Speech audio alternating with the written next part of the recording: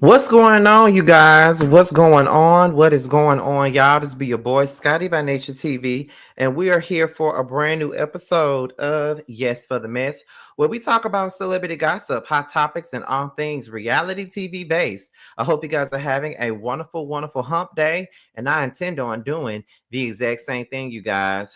What's the tea? Now, listen, y'all. We're here. And I got on my white beater today, and I'm just gonna let y'all know. Usually I try to get up here and try to look presentable for the people when I get on camera. But honey, I don't give a damn today. Let me just tell y'all something. I've worked 8 days back to back. 8 straight up days back to back. Let me put my phone on not disturb right now because I don't want to be distracted. I've worked 8 days back to back. Eight. I'm tired, and I don't care how I get up here and look. I'm tired. The next 2 days I'm off, I am going to have my phone on do not disturb, honey. Only thing that I'm going to do these next 2 days is do content. But baby, after 8 days straight of work, I'm tired. And I had the worst attitude today. I already knew that I was. By the time I got to day 7 yesterday, that mood was going down, honey. Like I was just like, bitch, I don't want to be here. I don't want to be here. I don't have time for the people. I don't want to be here.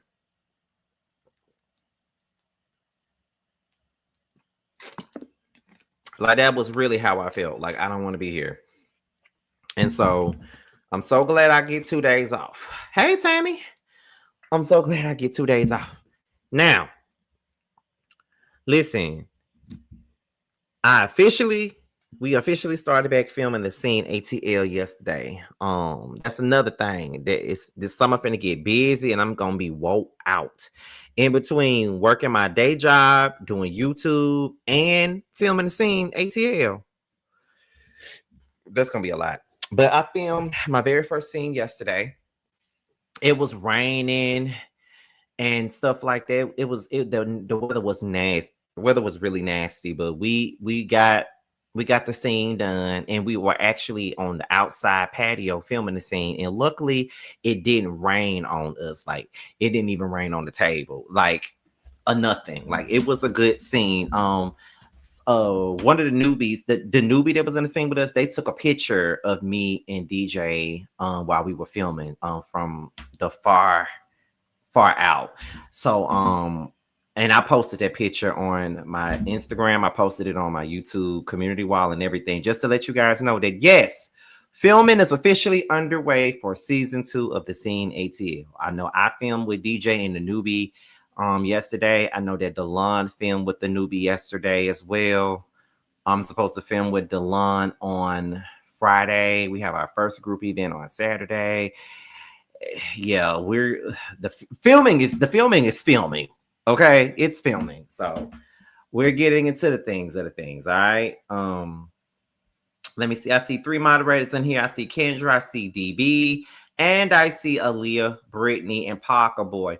So y'all already know what goes down over here on Scotty by Nature TV. We're at the 4-minute mark. So all my moderators that are here, make sure that the chat is clean. Make sure that everyone is engaging. I see Payne up in here. Make sure everyone is engaging. Okay. Make sure that everybody engages with one another respectfully. Y'all don't have to agree. Y'all can agree to disagree all day, but y'all don't need to attack me and you don't need to attack each other. Okay. So we're about to go ahead and get into it, and make sure you like this chat up with nothing but fire emojis as we go into the 5-minute mark, y'all. Let's see. 5, 4, 3, 2, 1. All right. So we're here for another episode of Yes for the Mess, and we are here to talk about the interview that went down on Carlos King's YouTube channel, which featured Shamea Morton, honey. This is my recap and reaction to said interview. And I just want to let the people know. Now, some of y'all might get mad at me for saying this, but I don't care. In the words of Snoop Dogg, bitches looking at me strange, but I don't care. Okay? That's just the truth of the matter. Now, as much as some of y'all hate Shamea, that interview got over 200,000 views already in one day. Not to mention it had damn near 10,000 people watching it as it premiered in the live chat. So listen, y'all might hate that girl, but y'all do be checking for her. I'm just saying. I'm just saying. Because the people were in there, baby. The people were in there. All right. Now we're gonna go ahead and get into this interview. I already watched it. I listened to it at work and all of those different things, but I'm gonna watch it and recap it with you guys and all of those good things. All right. So we're gonna go ahead and get into it because I only got 2 hours to spare. Maybe an hour to spare because me, DJ, and Nikki, we got a members only live tonight at 9:30. At 9:30 tonight for the Sex, Love, and Pain panel. So make sure you guys tune in for that. All right, but let's go ahead and get into it. Let's get into it. I'm gonna play it. Should I put it on? Oh, excuse me, Jesus. We're gonna go ahead and play it here, and yeah, I'm not gonna put it on the screen. I don't want to risk, getting my channel struck. Even though I don't think Carlos would strike my channel, because this wouldn't be, the first time that I put his video on the screen. But I ain't gonna do it today. So let's listen to it as we go. Now this has been long overdue. Absolutely. Absolutely. I have been waiting to exhale. So thank you for coming. Well, I always wanted to make sure that you were in the proper headspace to talk to me because, on my podcast, I like to go deep. Yes, y'all do. Yeah. And to be honest, I was like, damn, I hope I get a fair interview. I hope they don't just attack my ass as soon as they sit down. No, you don't do it. Don't do it. First of all, I was nervous, ain't gonna lie. You're nervous? No, not now. Oh. I mean, seeing you and your energy is always great, but I was just like watching your podcast. I'm like, oh my gosh, that is so not what I meant. That is so not what I did. That ain't what happened. Yeah. So like, Jesus. Well, listen, that's why for me is this. One thing I always do on my Monday Night Live show with Claudia, Dustin, and Blue, I always stick to what I'm seeing in the episode. And then I try to add context based on my producer experience, but I never want to run the gamut of trying to say things I may know because I think that's unfair with the relationships I do have. I understand. And because I do have a relationship with you, I always say the beauty of my one-on-one interviews is I'm able to use this as a long form interview to be able to talk to the source. Right. So first thing first, how are you? I'm doing great. God is good. I've been blessed with a lot of great things, like my beautiful family, my husband. We've been married. Next year will be 10 years. We're going back to Kenya for our 10-year vow renewal. I want you to come. Send me the invitation. I'm there. I will. We're going to do I love an African. Yeah. Does he have any gay single male family members? Because I don't know in his family, but there are some Kenyans out there that are calling all the gay Kenyans. Well, no, I'm just saying Gerald's bloodline. I was watching the most recent episode, and his brother is very handsome, and Gerald's handsome. He's got a lot of handsome brothers. I wanted to know there was a gay one in the mix. Well, you just had to come hang around. Okay, I'm there. Yes, absolutely. I love an African, as you know. One thing about Carlos, he's gonna look for him a man now. He's gonna try to get his way in there some kind of way. And Carlos says he a top. So, which is nothing short of shocking to me because Carlos does kind of give off soft top. But what kills me is it ain't even about him being a soft top because there's nothing wrong with being a soft top. But when he beating the boy pussy down, I wonder what kind of noises he make. Does he still make? Is his voice still high pitched when he busting them wide open and stuff? Like I want to know that, but that's just a thought that probably should have stayed in my brain. But let's continue on, child. The questions that needs answers, honey. Love my husband. I've got 2 beautiful daughters, Shia and Shiloh, 3 and 7 years old now. They're doing well. Everybody's great. I've gotten some great opportunities. Obviously, finally got a peach. We'll get to that in my second season. And from that, I've gotten some great opportunities like the Airwick campaign commercial. And what did I do when the Airwick commercial aired? Did you go buy some Airwick? Oh, you forgot already? I sent you a note. You did. You showed love. I appreciate that. It really made me feel good. Yeah. I was like, okay, thank you for that. Sent That you a support note. and that love was really nice. No, I said it live on my show, but I also messaged you personally and said, now do more of this. Aww. Because you have it. Thank you. You really do. You really do.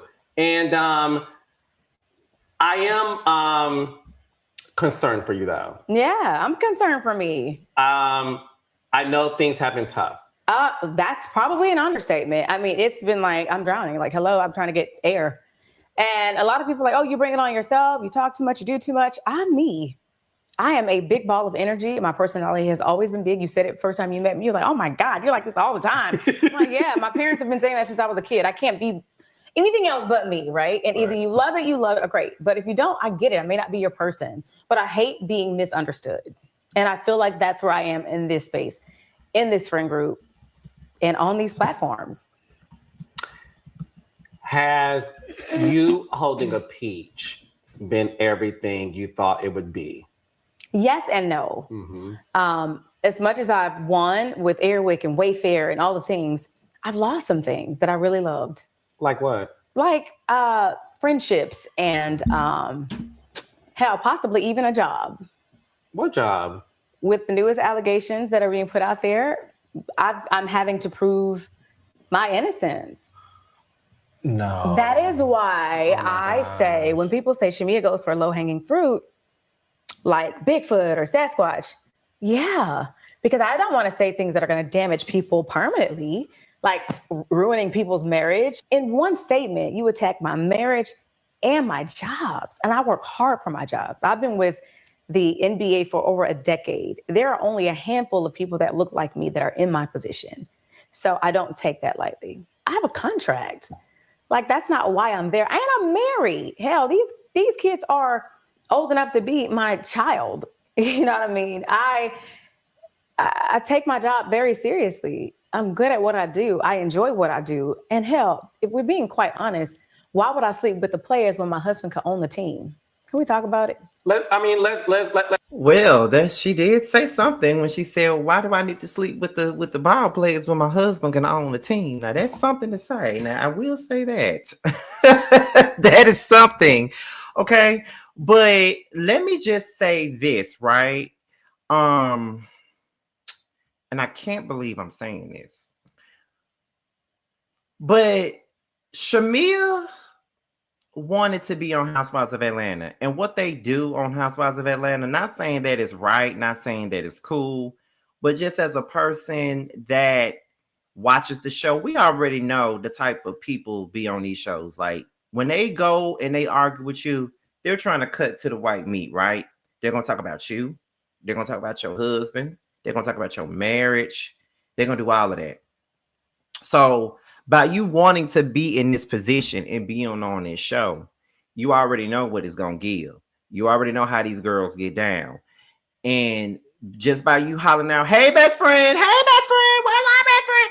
All that's not going to stop them from coming for you or your man or your marriage. It's not going to stop them from doing it. So you already know what they're going to give and what they're going to do. You feel what I'm saying? So I can't necessarily sit here and really just sympathize over that, because that's exactly what comes with being on reality TV. Everybody wants to get in front of the camera and not be punked out. And the only thing that I can say, Shamea, is this. When a motherfucker go low with you, your best bet is to go back low with them. I had to learn that. I particularly don't like to go low with people, even when they go low with me. I don't like going low with people. I'd rather stick to the low-hanging fruit, like calling, like, being a big, you big bag bitch, you stupid ass bitch, you fuck ass bitch, that type of thing. I'd rather stay on that than to go so deeply into other things that could affect you. I would rather do that. But after my last crash out, and after I went back and I watched this shit and just heard some of the things that were fucking said to me, and I didn't go low with them after I went back and doing it, I'm like, okay, if a motherfucker gonna go low with me, baby, I'm going even lower with you. Now I'm done trying to be Mr. Nice Guy and all that other stuff. You want to throw some shit in my face? You want to throw some dirt in my face? I'm gonna throw bleach in yours. That's exactly how it's gonna be from this day forward when it come down to me. So Shamea, I understand what you're saying. You feel what I'm saying? I understand where you're getting at. I get it. I get that it may be a little bit frustrating when a person comes for your marriage and now they're coming for your job and now you're having to defend these allegations against yourself. I definitely get it and I understand it. But sometimes you got to play fire with fire sometime. And it is what it is. Hey Marcella, what's going on? Scotty, I was ready to go to hell for you, child. Listen. And I'll be trying to bring that situation up so much. I don't be trying to. And I've just sat here as I was bringing it up. I noticed that every time I want to reference something, I always reference that. But that was more recent. And that was not my finest hour, to be honest. You feel what I'm saying? So, but let's continue. Let's talk about it. Let's talk about it. So, for the record, because I want to be able to have you clear the air, have you ever had any relations with a Hawks or Falcons player? Never. Not like ever. I dated one athlete when I was in college, like in 2003, and he played for the Kansas City Chiefs. And it was short-lived, all of maybe 6 months to a year. And that's when I realized, well, athletes aren't my thing. I like working in the sport, not being the sport. Yeah, playing in the sport. Yeah. You like a little bit more of a... I like a white collar, smart guy. Yeah. Hence the reason I married Gerald. When you look at the allegations that Angela Oakley made, do you think it was payback for what happened last season when Portia made the comment about Charles and what she would do? And Angela felt at the time, as a married woman, you were laughing at her expense. Do you think Angela never let that go, and the moment an opportunity presented itself to, and it maybe in her purview to expose you, that she did it in that infamous sit-down dinner? Possibly. I can't say why she would do, or why she said what she said, right? I do know that I apologized to Angela for my part in it, for laughing at it, right? That was my girl. Like, I'm gonna stand 10 toes down. In the back of the cop car, I was too. We laughed it off, whatever. I owned it. I apologized for it. I would have thought we should have been able to move on from it. I had no other beef with Angela at all. That was the only thing. And now she's saying that there's more that I said. I said absolutely nothing else, but her clothes be fitting whack and she can't dress. And I mean, of course, I make my little snot shit like with her nose and her feet. Oh, whatever. But I never have attacked Angela's marriage. Matter of fact, I'm a Charles Oakley fan. So. Well, you did say he doesn't come home at night. Well, he is the one that said that, actually. If you want to roll the tape back, Charles said that I leave home. They asked him, I think it was at Portia's dinner, what's the key to a successful marriage? He said, I leave home in the morning before they wake up or something like that. I don't know if it's verbatim, and I don't get home until they're sleeping or till she's sleeping. So I'm repeating what your husband said, girl. So for the record, you were trying to intimate that Charles is out there having... Well, my husband said, when he's out, he sees you out. Yes. I repeated what she said and said, well, if he sees me out, then he's out too. He outside and you ain't with him. Where's the lie? You said he see me out. Don't that mean he out too? When you see Charles out, is he with Angela? No, but I've only seen Charles out like twice. If it's not in my workspace, I've seen him at Prime. But I want to say I was with Kelly one time. And I'm like, what is this out that you're talking about? And if I'm out like that, I'm working. It's a bag involved. I'm only using her own words. Against her. Hello? Okay. Please do the same for me. Don't come for my job or my marriage. I'm even cool with you saying BBL shit. Go for it, girl. I mean, mine is good, man. Yeah, I definitely agree when it comes down to the Angela stuff, and I'm gonna be on the mountain every single time. Angela's beef with Shamea is very trivial. I think the only person that really has a real beef with Shamea is really Portia. I'm gonna stand on that. I don't give a fuck what nobody say. Portia's the only one with a real beef. This shit with Angela is just stupid and contrived for the most part for me. Like Portia, the one who said that she'll fuck your husband, and then in the same breath, not only did she say she'll fuck your husband, she said she'll fuck your husband. Shamea laughed at her saying that she'll fuck your husband. Then you said she was mad with Shamea because she's a wife. Why would she laugh at that? But then you are, popping bottles and shit in scenes with the same person that said that will fuck your husband. But then you still mad at her. But then at the same time, Shamea, you shouldn't have even brought up whatever Charles said, right? So if he did say that at the table, you bringing it up in that moment with Angela, that's going to insinuate that you're trying to say that there's some discrepancy in her marriage right now by you saying that he leaves the house before y'all get up in the morning, he don't come back till y'all go to sleep. So by you saying that looks like you're talking about her marriage, which in turn she comes back and attacks yours. So I don't think nobody's a victim when it come down to that particular thing about the whole husbands and marriages and all those different things. I don't really think that there is any type of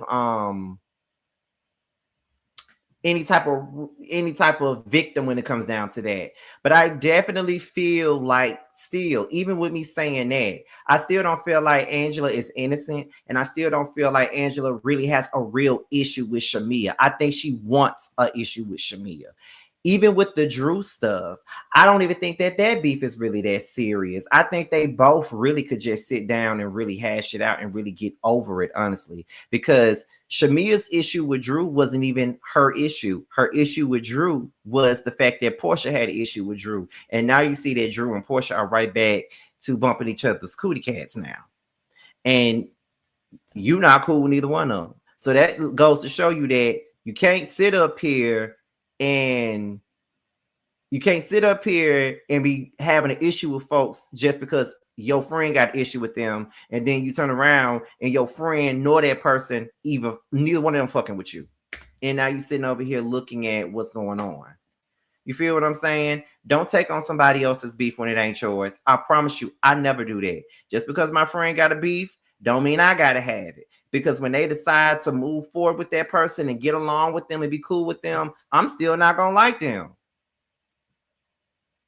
So why inherit their beef?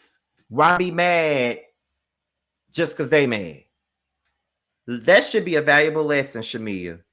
Don't be taking on nobody else's shit, because you see what's going on now. Let's continue. The body, Shamea, you look good. Thank you. You look good. I would like to go backwards a little bit because I do feel like you're misunderstood.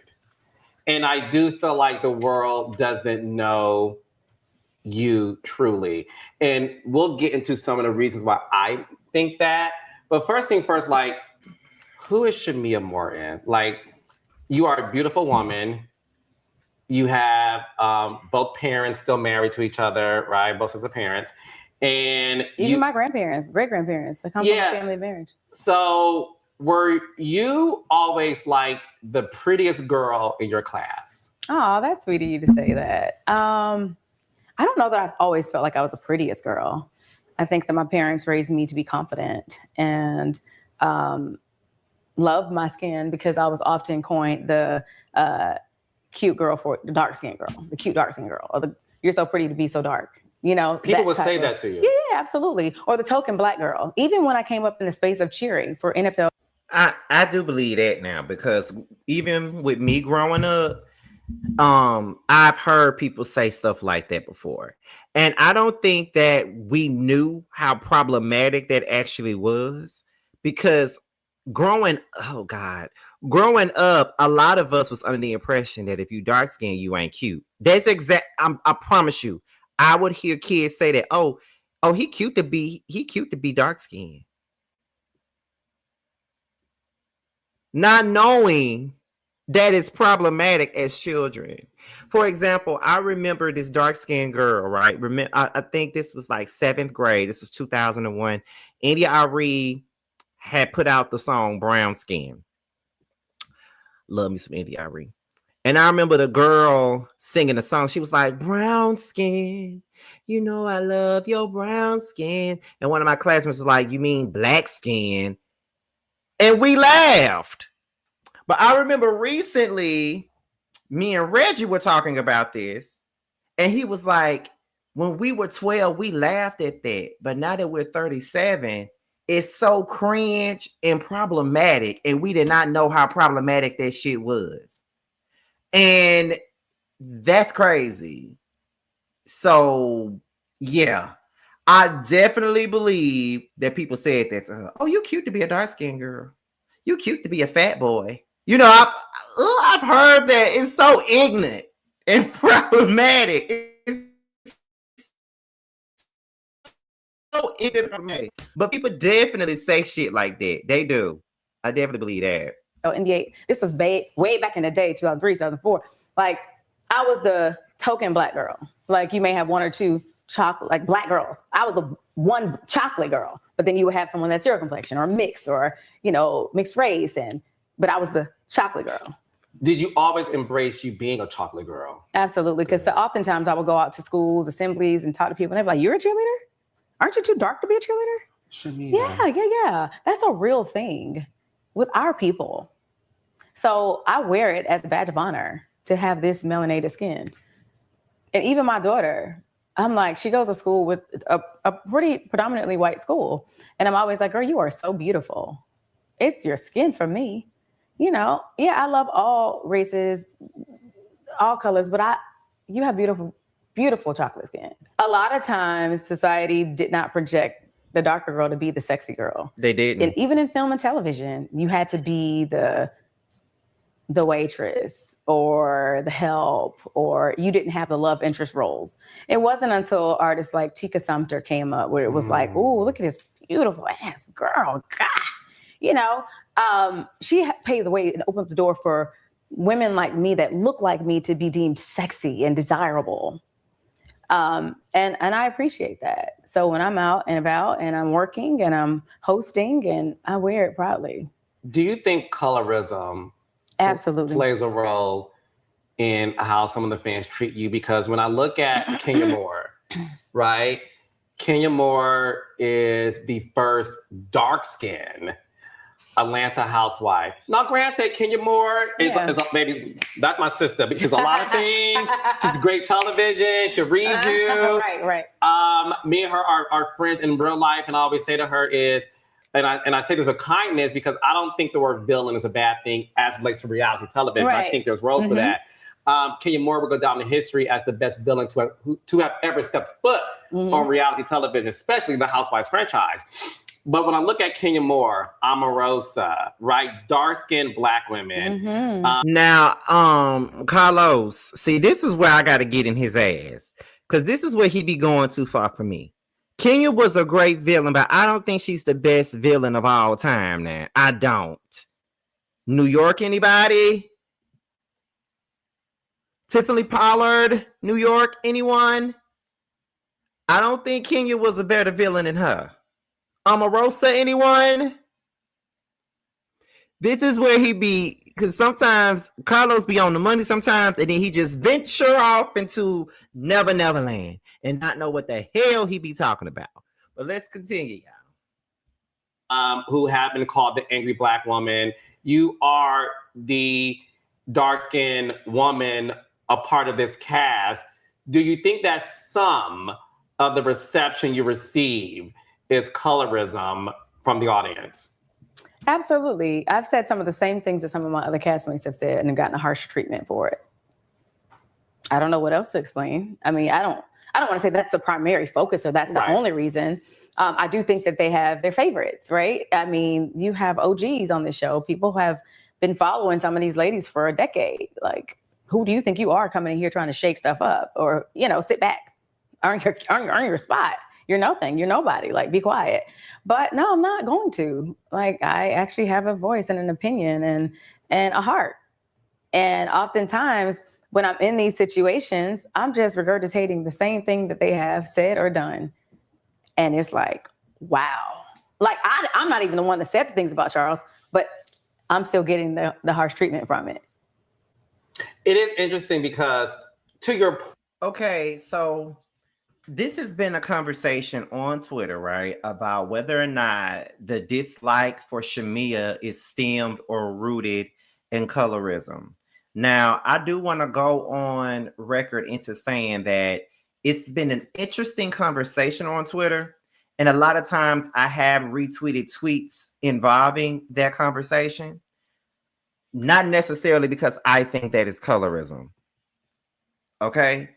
I retweet a lot of things on Twitter. Sometimes I retweet things on Twitter if I agree with it. Sometimes I retweet things on Twitter because I want it to be a conversation piece for what I'm going to do a video about or something like that. A lot of times I retweet stuff so I can use it as topics for my videos, or sometimes I agree with it. Sometimes the things that I retweet is not necessarily something that I agree with, right?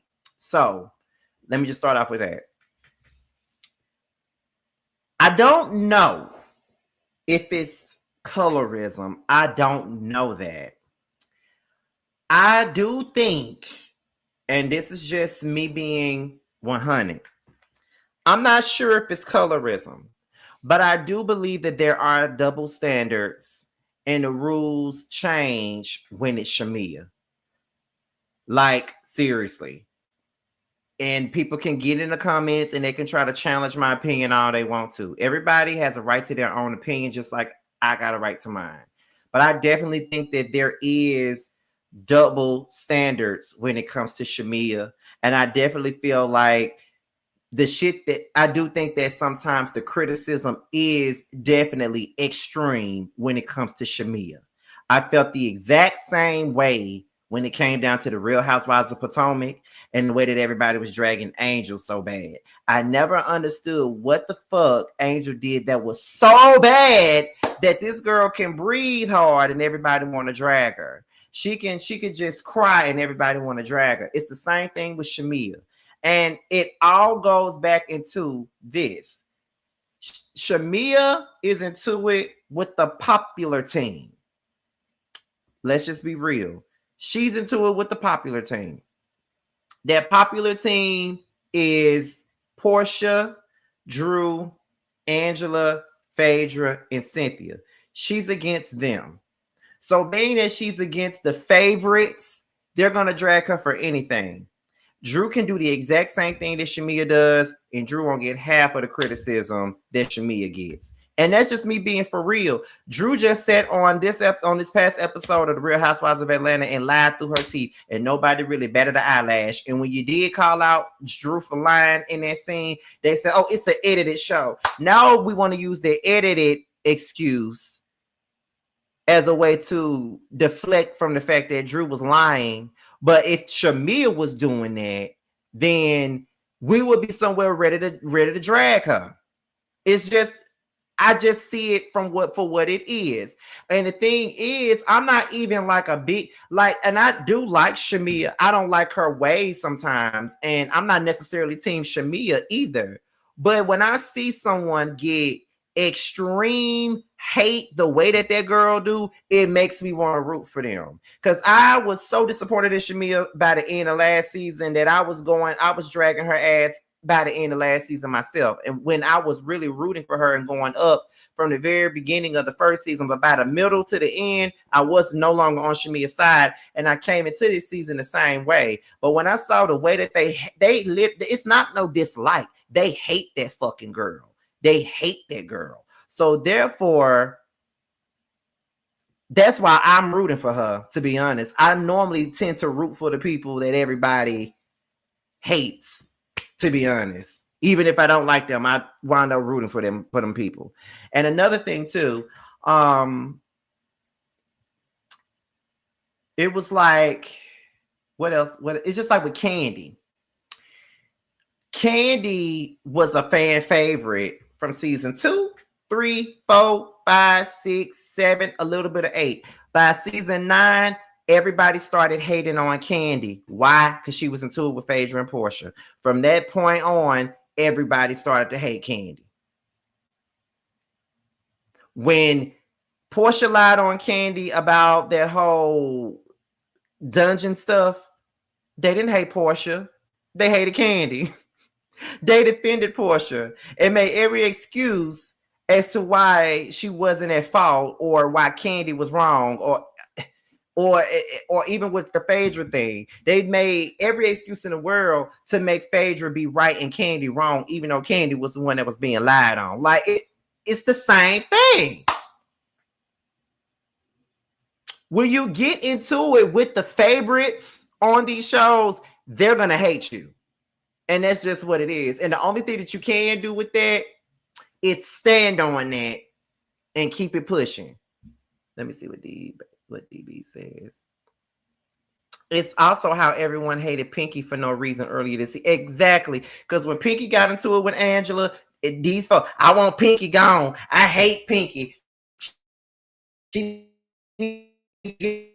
off the show. Why is she not arguing with Angela no more? And she cool with Angela. Now it's, oh, I like Pinky. Oh, Pinky is having a better season than K. Michelle. Oh, Pinky this, Pinky that. Now you like Pinky. But earlier this season, you didn't like Pinky. And anything that Pinky did, y'all had an issue with it. But now you like Pinky. Crazy. Let's continue. Point, right? To your point. Because I like to be fair and I do watch the show.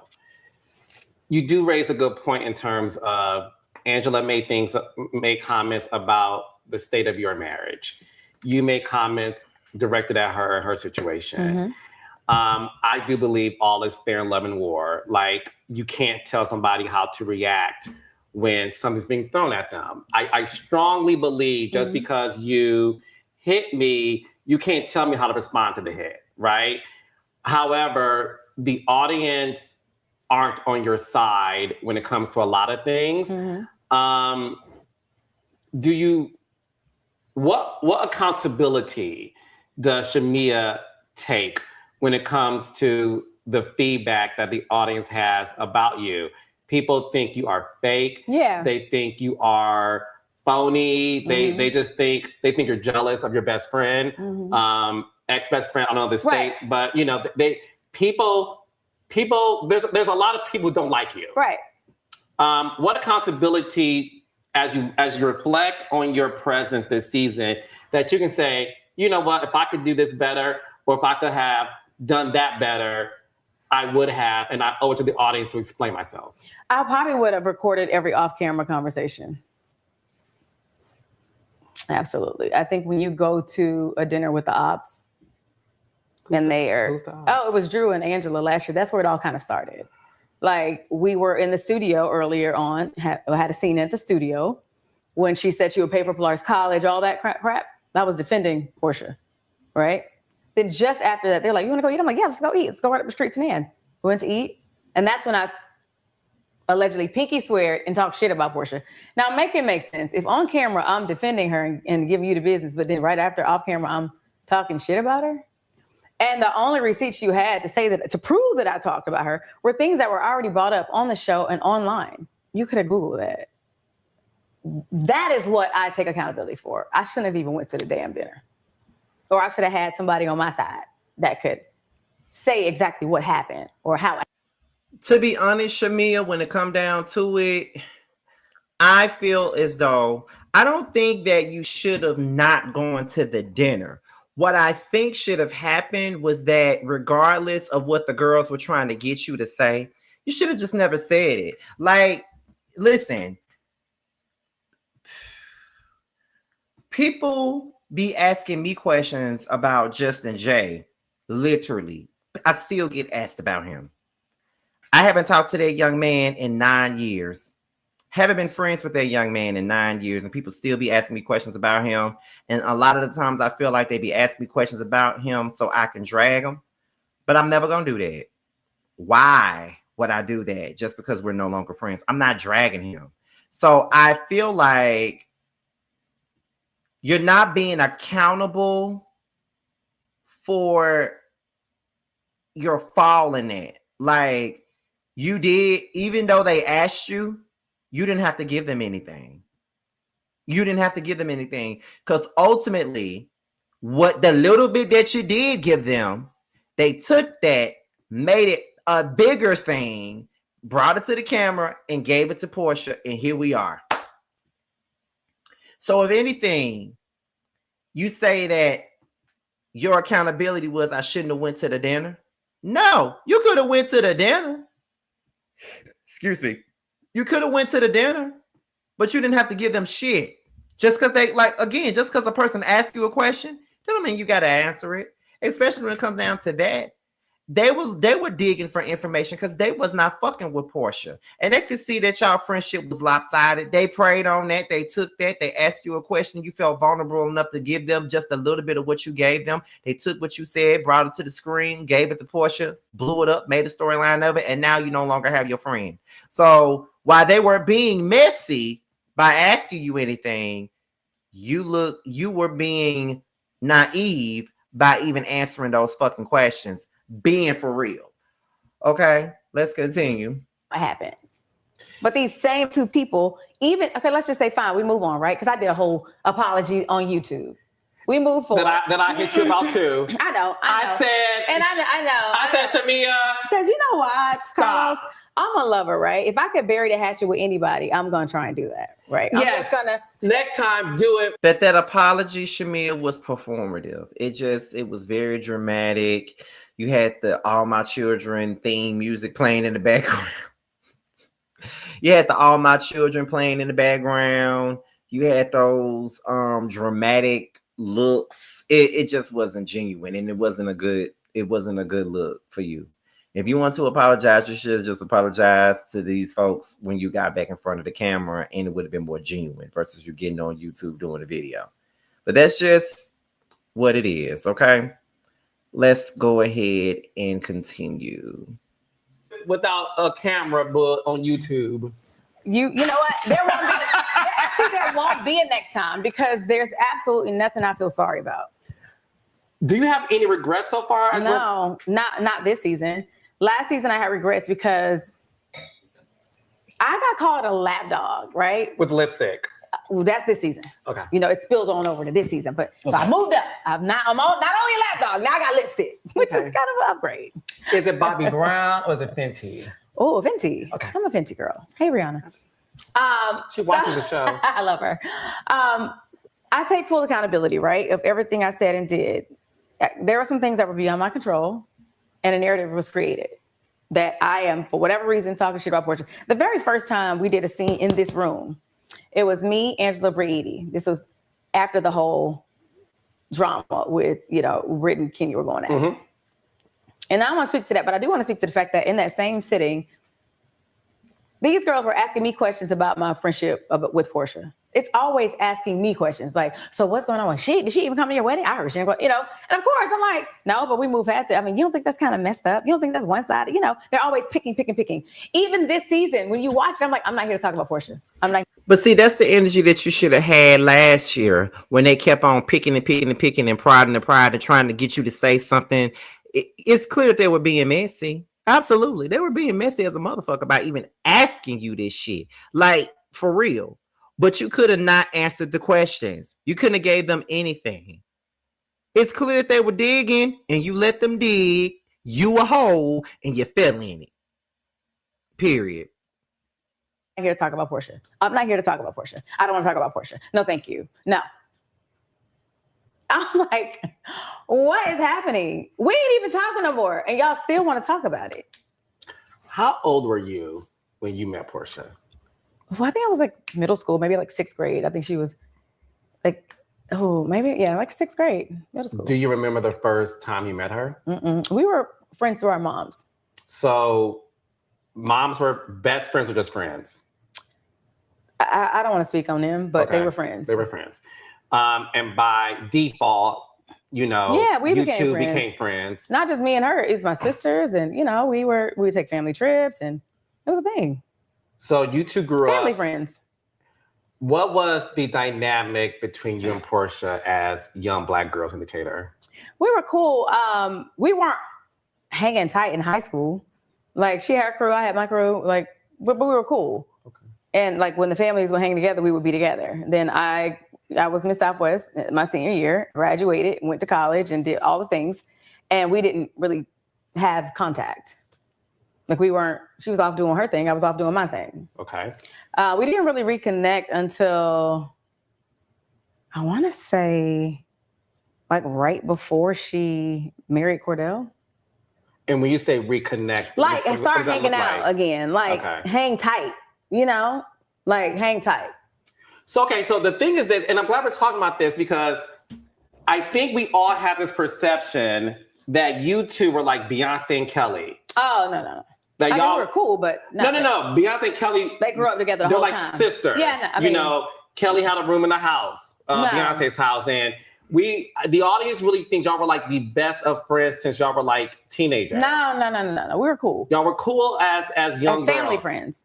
Y'all were okay. And then it wasn't until her divorce from Cordell that we became like best friends. Why that moment? Just because we were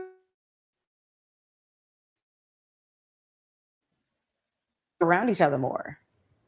I don't know. I mean, I was definitely under the impression that Shamea and Portia was more like a Kelly and Beyonce type of relationship. Like they grew up together and things like that, but they were more like family friends. But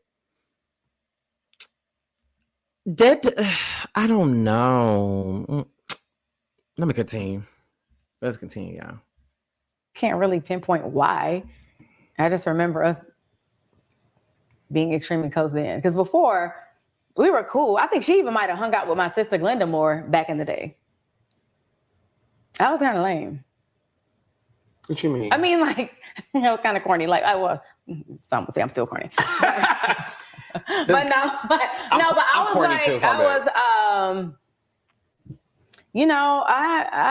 played with dolls probably for too long. And I just wasn't really out like that. I was a dancer in college and just very focused. And, my sister would hang out a little bit more than me at that time. And so when I graduated college and started You graduated college? Mm-hmm, with what degree? Psychology, sociology.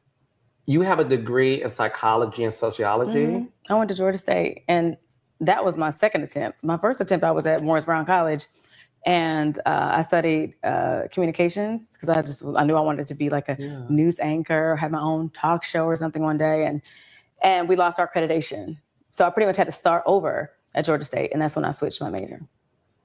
So when when I was at Morris Brown, I was minoring in psych.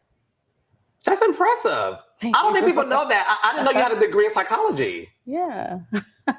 And did you not want to pursue? As a matter of fact, well, that's not up here. I can't be a spoiler alert, but there's somebody that's going to come up soon where I kind of would go into their office buildings and do like mental health check-ins and like.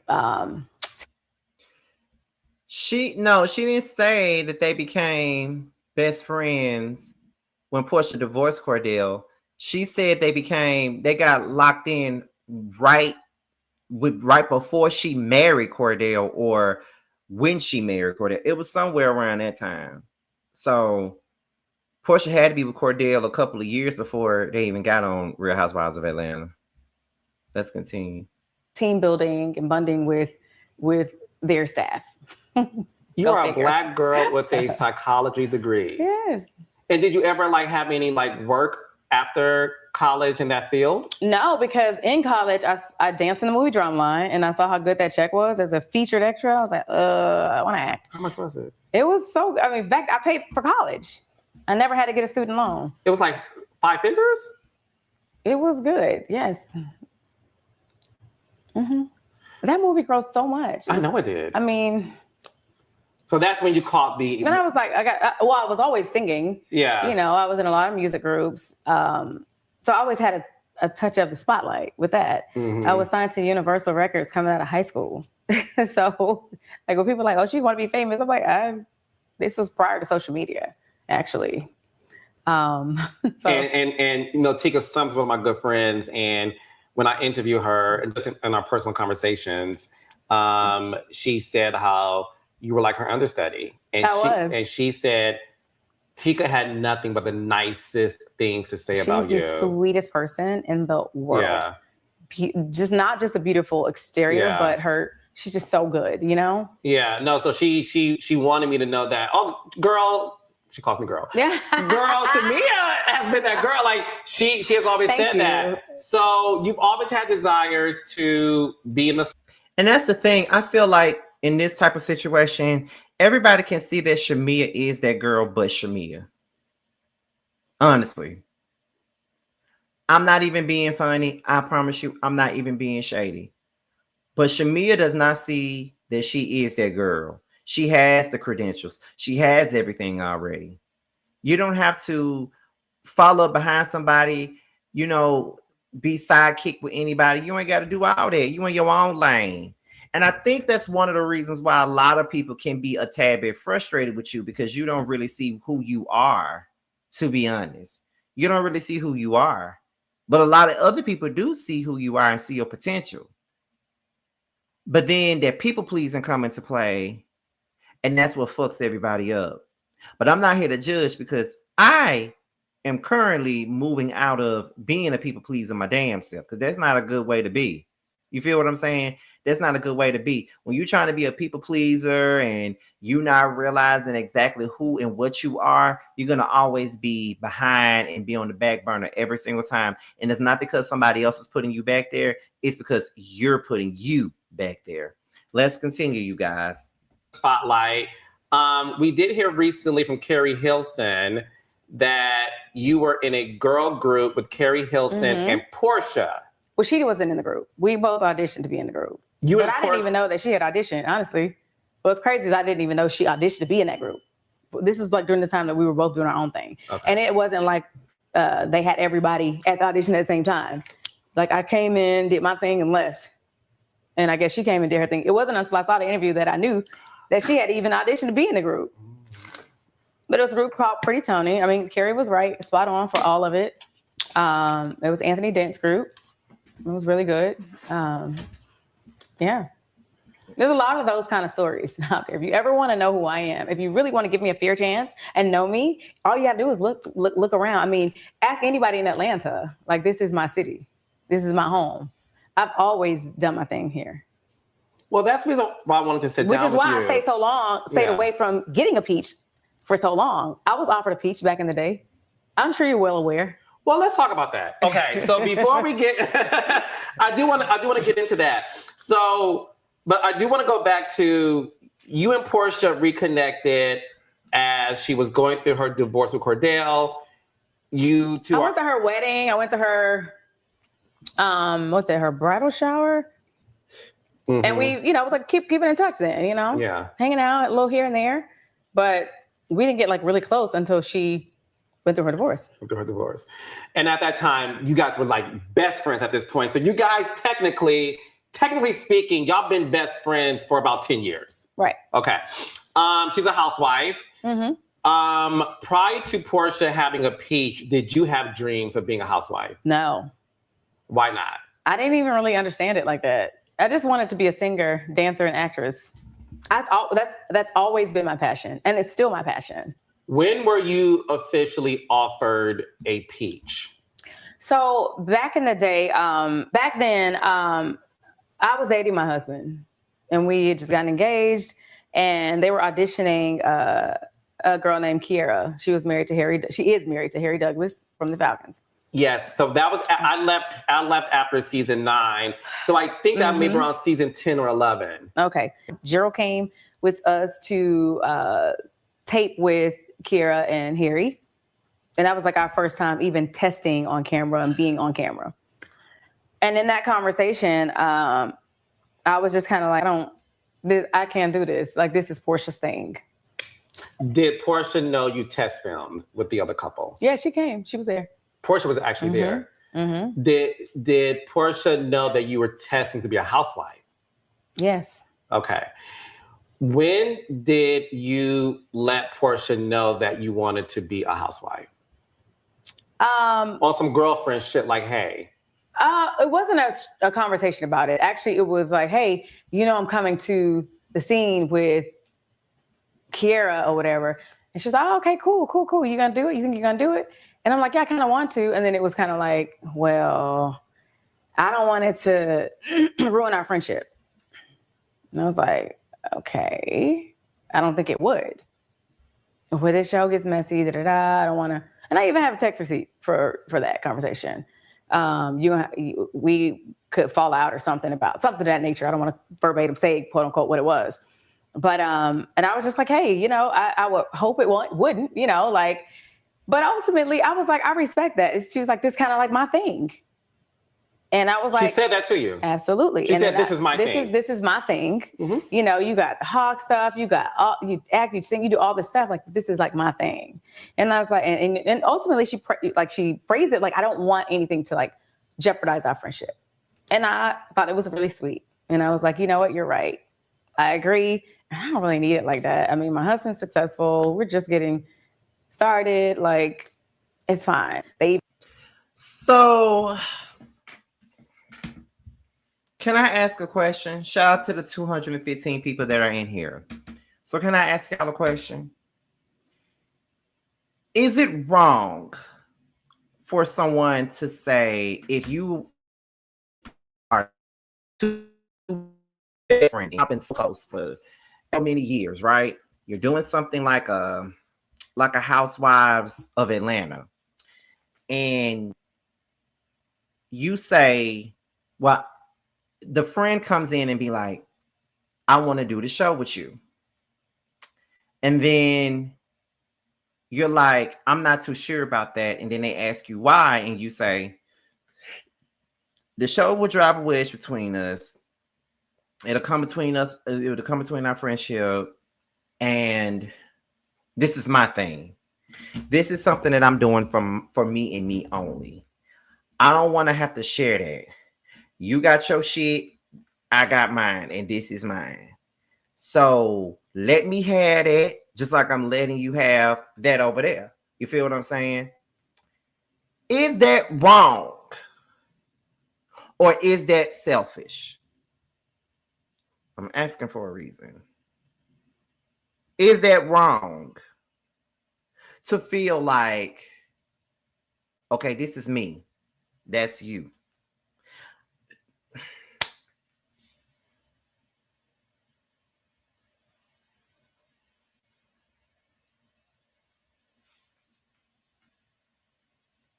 Let me see what y'all think first before I go into it. So I asked that because while I don't want to tell somebody not to do something, and while I don't want to block nobody from doing something that they want to do,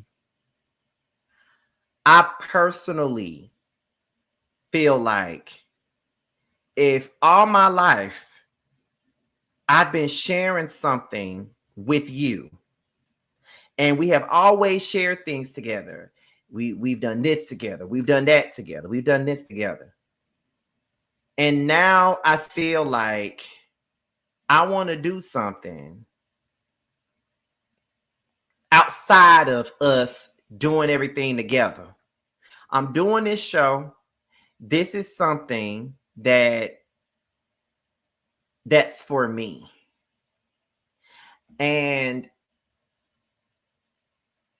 I don't feel like I have to share that with you if I don't want to, because I share everything else. And I want to be an individual. And I don't feel like I'm going to be an individual if you're coming along. And we already have underlying issues.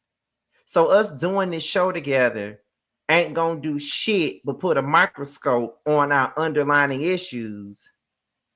And you feel what I'm saying? It's only gonna ruin it. I understand that, honestly. But in the same breath, I can understand while the next person would feel like it was selfish. You feel what I'm saying? I can understand why a person would feel like it's selfish. So you could feel both ways. And I definitely see it from both angles. I do. I do. So it is what it is, though. I think making an excuse not to be on the show together being a reason for a microscope is not a good enough reason. That means you aren't real friends to begin with. That's not necessarily true. That's not necessarily true, in my opinion. Because friends do things together, but then there's at points where I don't want to do stuff with my friend. I want to do something for me by myself. Then I personally, it is to you, not me. That's your opinion. This is mine. I don't think that's an excuse. But at the same time, I can understand why a person would be like, well, let's do this show together. Let's get this money together. Let's do this. Let's do that. But me personally, I wouldn't want to go on no show with a person that I have a friendship with where it's already like, you feel what I'm saying? Like, people will sense it and it'll be blown up. So it is what it is. But I don't know. I see it from both sides. I do. I see it from both sides. Me and DJ are best friends and we're on the show together. I rooted for him to be on the show with me. I wanted him to be on the show with me. You feel what I'm saying? I wanted him on the show. I knew how good, because he wanted me on the show that he used to be on before he came to the Scene ATL. He brought me to the show. He pitched me for that show. Just like when his name came up, when we was getting ready, when they were casting for the Scene ATL, and they were saying, what about DJ? I want him on the show. Let's have DJ on the show. You feel what I'm saying? So that's how I feel. I see it from both sides, though. Let's continue. Even filmed my bridal shower. And at that point, there was more pull back from Portia. We argued at my bridal shower. Why? If you watch it, you can see. I mean, it's a whole thing. Why did I argue at the bridal shower? Well, for one, we were all arguing, a couple things. We were arguing about why she couldn't come to the wedding, her condition at the time. And I was like, I'm hurt by it. I'm disappointed. And yeah, and then it kind of went to hell. And then what do you mean when you say went to hell? Well, the relationship became strained. And I watched her sit with Sheree and Phaedra and make those allegations and accusations on me. You were having sex with Candy and Todd. Absolutely. That was very hurtful to witness. And for the record, because at that point, I didn't have any beef with her. I thought we were cool. I just want to ask you this, because I don't want to mention it later. For the record, did you ever have anything with Candy and Todd? No. Okay. I just want to... Like, I can be friends with people. Like, everybody don't. And it's funny enough because in our friendship, she was on like, you got to try this. You got to... Like, whoa. Try what? Now, I mean, just as friends, just like, you never been with a girl? Oh, my God. But I got married young and got divorced. And then I dated. I never had the desire. I didn't even realize people were hitting on me until later on. Like, dang it, I didn't know. You've never been with a woman? Never been with a woman. I have kissed a girl, but I've never been with a woman. You kissed Candy in the club?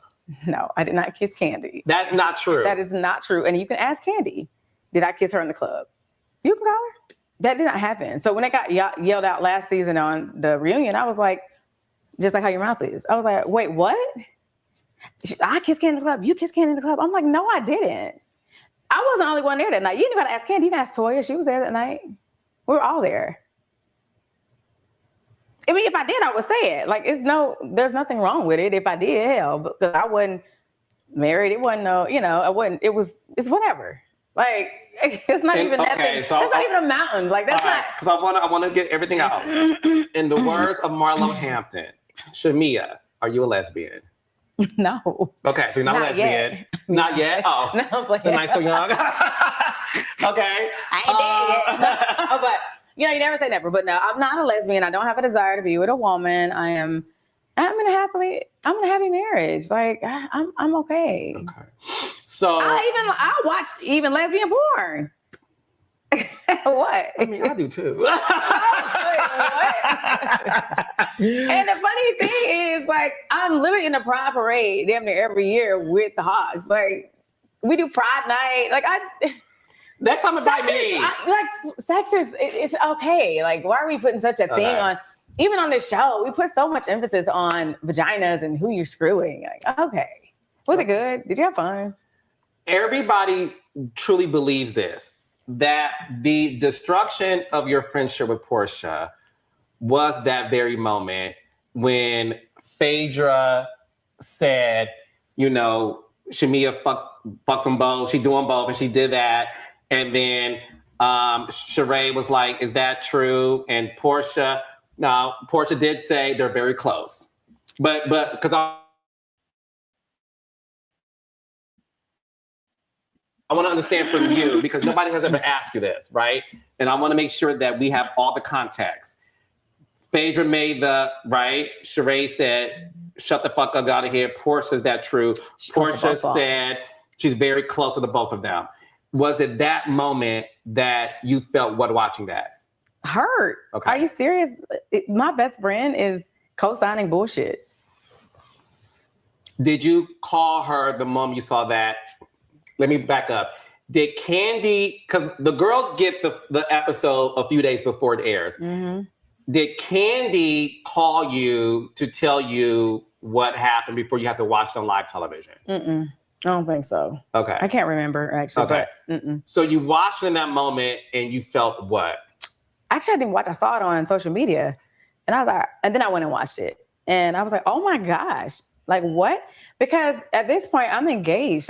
You could have messed up my whole thing. Like, what? Putting some shit out there like that? Like, that was reckless. And that wasn't really friend-like. I don't ever think I would. No one has me on camera throwing her under the bus. Like, I know y'all think it happens off camera, but at some point I would have shown it at some point. And you only see me defending Portia. And so much so to where I got called a lapdog. To be honest though, Shamea, oh God, to be honest though, I feel like this at the end of the day, right? The moment that Portia sat at that table with Phaedra and said that you doing both, and said that you were fucking both Candy and Todd, that should have been where that relationship was over with. Because that happened on national television. And I feel like if that happened on national television, it happened when you wasn't around and she been talking about you. I would have been done with Portia by then. Because that's embarrassing to see your best friend sitting there, listening to a bitch drag your name through the mud, and you just sit there and not say nothing. I would have never filmed with you again. I never would have talked to you again. There would have been nothing that we could have had. And you still asked her to come to your wedding. You was upset that she wouldn't go. She had already shown you that she wasn't no friend to you anyway. Would have been me, she would have been done. And this is coming from a former people pleaser himself, who is very serious and very into his friendships because he didn't have that many growing up. So when I call you a friend, bitch, I'll call you a motherfucking friend. I'm gonna ride for your ass like a friend. Okay? So it is what it is. That should have been over with then, honestly. Like all last season. Her fight was my fight. Did you call her? Dennis film with Drew, I'm like on Drew ass. I mean, it was so, I've always been tried to be a loyal friend to Portia. So of course that shit was hurtful. Did you call her when you saw it? Yes. I was like, what? The reason was I was told, well, we didn't know we were being filmed. That don't make it better. Sure so that don't. means you talking shit about me off camera? You were cool with it because you didn't know you were being filmed. You didn't know it was going to play. So of course that was hurtful. Well, let me ask you this, because in that same season, right, Candy and Portia had that whole thing about being lesbian. Candy invited you, Sheree, Cynthia, and Kenya to her home. And then that's when Candy said that Portia kissed her and said, I want to eat you. And then there's a shot of you sipping and you didn't say anything. So there are people who would say that is just as bad. What do you have to say about that? Well, at that point, I had already been thrown under the bus for being the one that was kissing on Candy. But it aired in the same season. So it doesn't matter. It happened first. So it's almost like you hit me and then I hit you back. You got your lick, then I got my lick back. Right, but that's why I wanted to ask you, were you given a heads up? That she was going to do that? That moment happened? No. Okay. No. And I didn't get a heads up that Candy was going to actually say that. And you see me sipping because I didn't want to add to it. Like, yeah, she close to both of them. Or yeah, she like, I didn't do none of that. I just was like, sips. But I wasn't going to defend it either because you just threw me under the bus. But you didn't know that by the time that was shot. What I'm saying is I watched it. I aired it. Candy absolutely was like, they saying that shit. I'm like, that shit ain't true. Like, yeah, but don't worry about it. You know it's true. Got it. So you felt that was your... But she didn't know that they had said that. Right. Do you know what I mean? Mm-hmm. Like, she may have known, but I didn't know that she knew. Mm-hmm. So I'm like, oh, wow, this is what we're doing? So you and Portia's friendship was never the same after that moment? I thought it was. I thought we were able to bounce back from it. Did you feel that way? I thought it was. I thought we really had a clean slate and we were forgiving and we moved forward, honestly. I don't see how y'all move forward from that, but carry on. So that was season 9. You were at the reunion. We know what happened there. Mm-hmm. You became an official peach holder season 16, which is 6 seasons after you had your initial kind of audition, season 10 with the athlete and his wife. When you were auditioning season 16, did you tell Portia you were? Mm-hmm. You did. Mm-hmm. And did she have the same reaction? She was just like, how are you going to do it? I know Gerald doesn't want to be on camera. And I was like, yeah, but he's okay with me doing it. He said he'll support. And she was like, oh, that was it. But I didn't know I was going to be able to do it because the day that they came to test shoot me, we had a plan to do it. And I look out the window and he's hauling ass out the driveway. He was out of here. I was like, So my husband just left. He's got cold feet. He does not want to do it. And they're like, what? Oh my God. By then, I guess they were already here. They're like, well, we'll just tape it without him. So they taped it with me, my parents, my kids, nephews, sisters. There's people watching the show, and I'm going to be very honest with you. Mm-hmm.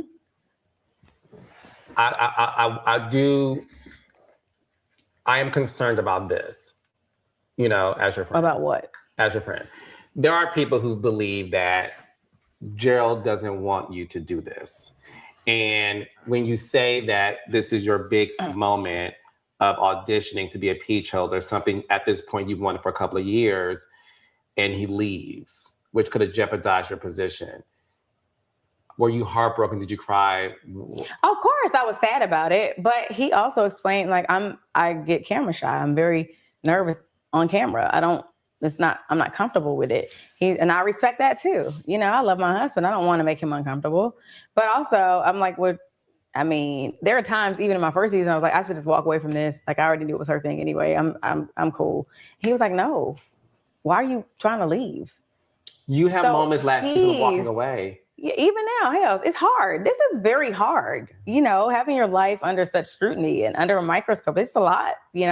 People didn't know of my wealth or anything prior to this. Hell, I was still getting free meals from the house. Like, hello, I enjoyed that kind of stuff. Like, I'm okay with that. I'm okay with just being back. I'm still gonna have a big personality, but I'm okay to be the friend. And I didn't mind, but it was like, okay, we still gonna move forward with this. And my husband was very much supportive of it. He's like, yeah, you do it. The kids do it. Whatever y'all need to make this happen, I want you to do it. I'll try and pop in here and there, but I don't really want to do this because his real life and his jobs, his companies, this is not glamorous for him. When Gerald saw the moment that Portia made the comment about you kissing Kane in the club, because I rewatched the reunion because I watched the show and I'm a journalist and I wanted to make sure that I did my research. So when you say how you and Portia had this nasty text exchange post the reunion, I went and watched all 3 parts again because I wanted to understand what was going on. Yeah. And then what we saw in this past episode, you told Cynthia, based on the reunion and how she attacked my marriage, I don't feel comfortable having her in my house. I then had to put myself in Gerald's position as I rewatched the reunion. And the only thing I could come up with was, I wonder if Gerald saw that comment about you kissing, allegedly kissing Candy in the club, if that was the moment that he was upset, and was that part of the text exchange between you and Portia? Yeah, it was a part of it. After the fact, I was like, I can't believe that you said that. And she was like, you did it. You kissed Candy Club. I kissed. So that text was about that pretty much. And you felt... I mean, I don't want to go into detail, but I don't want you to either, because that's your friendship. But because the thing is this, I think what you're struggling with this season is context, right? Right. And I want to. And you know why I struggled last season? Context. And you know why? I was always trying to salvage, or it was like I was on eggshells. Like, I don't want to say too much, right?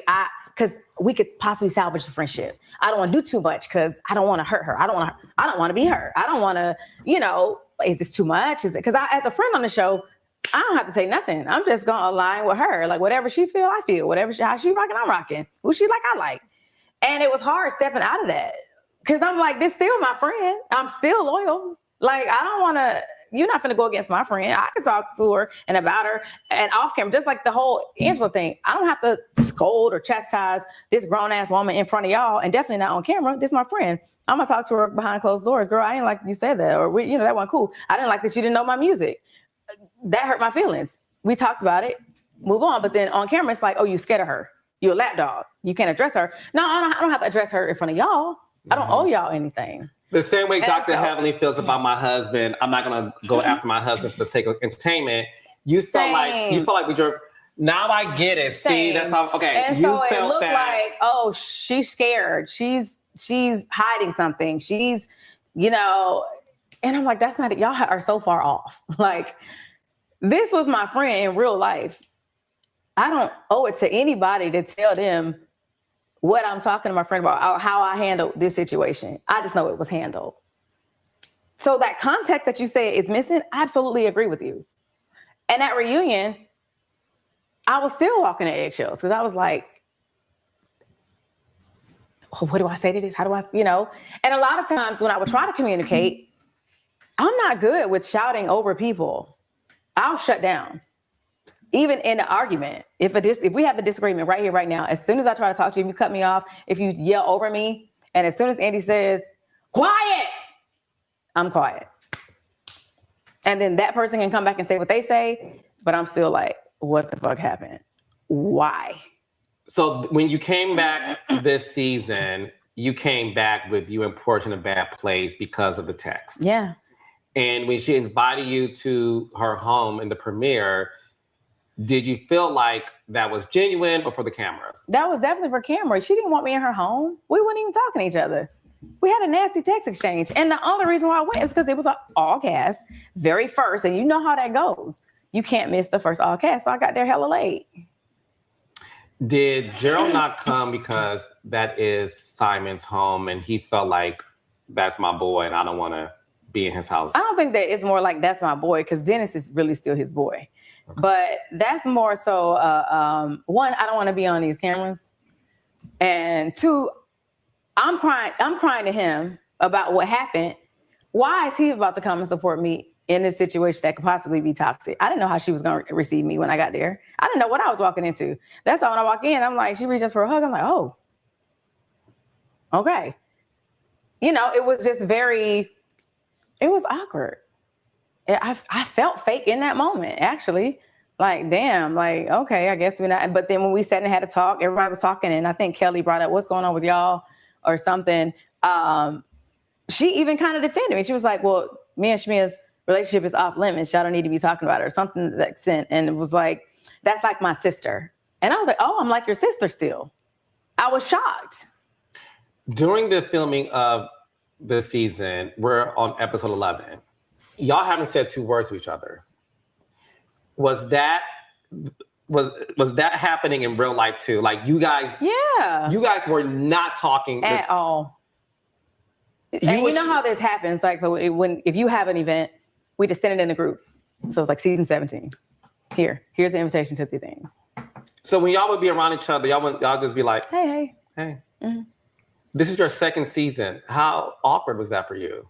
Awkward, because we used to have a time, but it actually, I was cool. I felt a lot better than last year, just walking. I didn't feel like I needed to walk in eggshells, to be honest. I felt like it's what it is. She over there, I'm over here. I'm happy I'm finding and meeting people that I can actually possibly get to know and maybe even one day have a real friendship with. I was happy to have Kay and Pinky come aboard. I was like, oh, okay, they cool. Because I already knew, like, okay, well, Phaedra is Portia's friend. Cynthia, Portia's friend. Like, these are all her friends. And I was definitely not in a good place with Drew and Angela. It was cool. I didn't have no beef with them, but I already knew how they were coming. We saw a snippet in the mid-season. Here's the thing. I understand why Portia. I understand why Shamea didn't necessarily want to check Portia on camera because that is her friend, right? But here's the thing, though. That is the reason why you're in the position that you're in. Check that shit right there. Excuse me. Check that shit right there. Check it right there. It's going to be an issue. It may cause just a little bit of strife when you get somebody together on camera that you really fuck with. You feel what I'm saying? And I've told y'all a lot of my experiences with the scene. I think by episode 7, me and JT had gotten into it, and I was real life pissed off. Like, there wasn't no camera shit. I was real life pissed off in that moment, and I was even more pissed off after the fact. Then I was pissed off watching it back, and then I was pissed off talking about it in my confessionals. You're gonna be pissed off again. It's gonna bring up old feelings. You're gonna relive it at least 3 or 4 times. So you really gotta face this shit when you on this show. You can't do what you would know. Like, you just gotta get it together. Because Portia didn't give a fuck about embarrassing the shit out of you on camera. So why the fuck are you trying to sit up here and worry about how she feels? Please, you better get it together. Get it off your chest and move on. Trailer where y'all mothers were brought up into the conversation without giving too much away, because what made you feel like it was necessary for you to bring up y'all mother's issue? I wasn't the first one to bring up our moms. You were not. I was not. She brought up our parents last year. When you saw Miss Diane say, you got to be careful with the dog with the bone. And yet here I am being called her lap dog. But how did that feel for Miss Diane to say? That was hurtful. What? I've had nothing but respect for Miss Diane. Like, I just didn't even understand where that was coming from. Because all I see on these cameras is me defending your daughter. So I didn't understand, like, wait, what? Watching it, I was like, wow, this is really how these people feel about me. And it was hurtful, for sure. Were you and Miss Diane close? I mean, I loved her daughter. You know what I mean? She was around, of course. You know, I have respect for her. Like an aunt. As a matter of fact, I called her Aunt Diane. We weren't close. Like I wasn't calling her phone and texting her, but like I was close to her daughter. When you saw that moment, is that the reason why this season you felt the need to bring up the mothers? No, last season, it was right at my birthday, actually, in May. She posted that my mom had did something egregious to her mom out of the blue. And we agreed that we weren't bringing our moms into it. With their friendship or lack thereof, whatever they had, however they disbanded, had nothing to do with us. And we were going to keep that. And we made a pact that we were not going to ever let that affect our friendship. But yet here I am looking online at this, and I'm like, well, what warranted that? Out of the blue. Like, my mom did something egregious to your mom, and then she gave context to it. Like, oh, my mom bought her mom's daycares or whatever, and that was behind her mom's back and all that. And I'm like, are we really doing this? Because I thought family business was going to stay over here. I thought we weren't going to air all of that out. So is that what we're doing? So because of that, you felt the need to defend your mother? Absolutely, okay. And I'll do it all over again. Okay. There's people who believe you wanted Portia's life. Do you think that it's the opposite and that Portia wanted your life? No, I would hate to say that. Like, I'm happy for the life that God has blessed me with. I don't want nobody else's life but my own. I've been able to make great relationships. And although you didn't go into details as to what caused the rift between the mamas and stuff like that, you did kind of bring it up. If I'm not mistaken, you were sitting with Cynthia and y'all were having a conversation, and then you were saying that, you know, our moms used to be best friends, but, you know, they're not friends anymore. They haven't been friends in years, and things. Blah, blah, blah. The fact that you mentioned the moms first, Shamea. We gotta be certain here. You gotta mention moms. You mentioned moms first. You didn't go into what happened, but you mentioned them. So if you're sitting here and you're talking to Carlos and you're saying that y'all both stated that we weren't going to bring up moms, we weren't going to bring up moms. Okay, y'all wasn't going to bring up moms, but you brought up moms anyway by even mentioning the fact that they used to be friends, by even mentioning the fact that they had a friendship at one point in time, by you even mentioning the fact that they fell out. None of that should have been brought up in the first goddamn place. To be honest, none of that should have been brought up anyway. Being honest and being real. None of it should have been brought up at all. None of it. But you feel what I'm saying? That's probably why Portia decided to go on social media and say what she said, because you did kind of mention the fact that they used to be friends. So you kind of brought that one on yourself. NBA, NFL, not from laying on my back, but just from working hard. I've been able to meet amazing people in the music industry, in the film and television industry. And I wouldn't have had all of that if I hadn't. I mean, I've been able to be in rooms that a lot of people, you know, don't have access to because of my longevity in this industry outside of reality TV. And I wouldn't trade any of that. I got an amazing husband who loves me and still shows up for me, even though he don't want to be on TV. Does he want you to be on TV? You should ask him, but yeah. Does he, I mean, even today, hearing that. Matter of fact, last night I cried about something and. Relating to the show? Yeah, well, yes. Okay. Yes, I can't talk about it, but yeah. Okay. And I was like, this is just a lot. I was like, I'm drowning. I'm so misunderstood. Like, I was just really emotional. And I was like, I don't know, maybe this isn't for me. And he said, nothing great comes without risk. Like, you have to have, there's going to be hurt in everything in life, right? There's going to be rejection. Everyone's not going to like you, but you can't let these people run you away. See it through. My husband is the person that, contrary to what other people believe, they think he's like, don't want me to pull him back from me. He's like, no, do it. I want you to do it. And he was super excited at last week's episode of a show in Kenya, right? And he was like, that was amazing. Like, all of my family, my friends, everyone's talking about it. That is so beautiful, babe. I'm so happy that Kenya was represented in such a great way. There's pros and cons to all of it, right? Like, but I'm happy. Like in my personal life, I wish that my housewife life, I was more understood and given the same grace that a lot of my other castmates are given.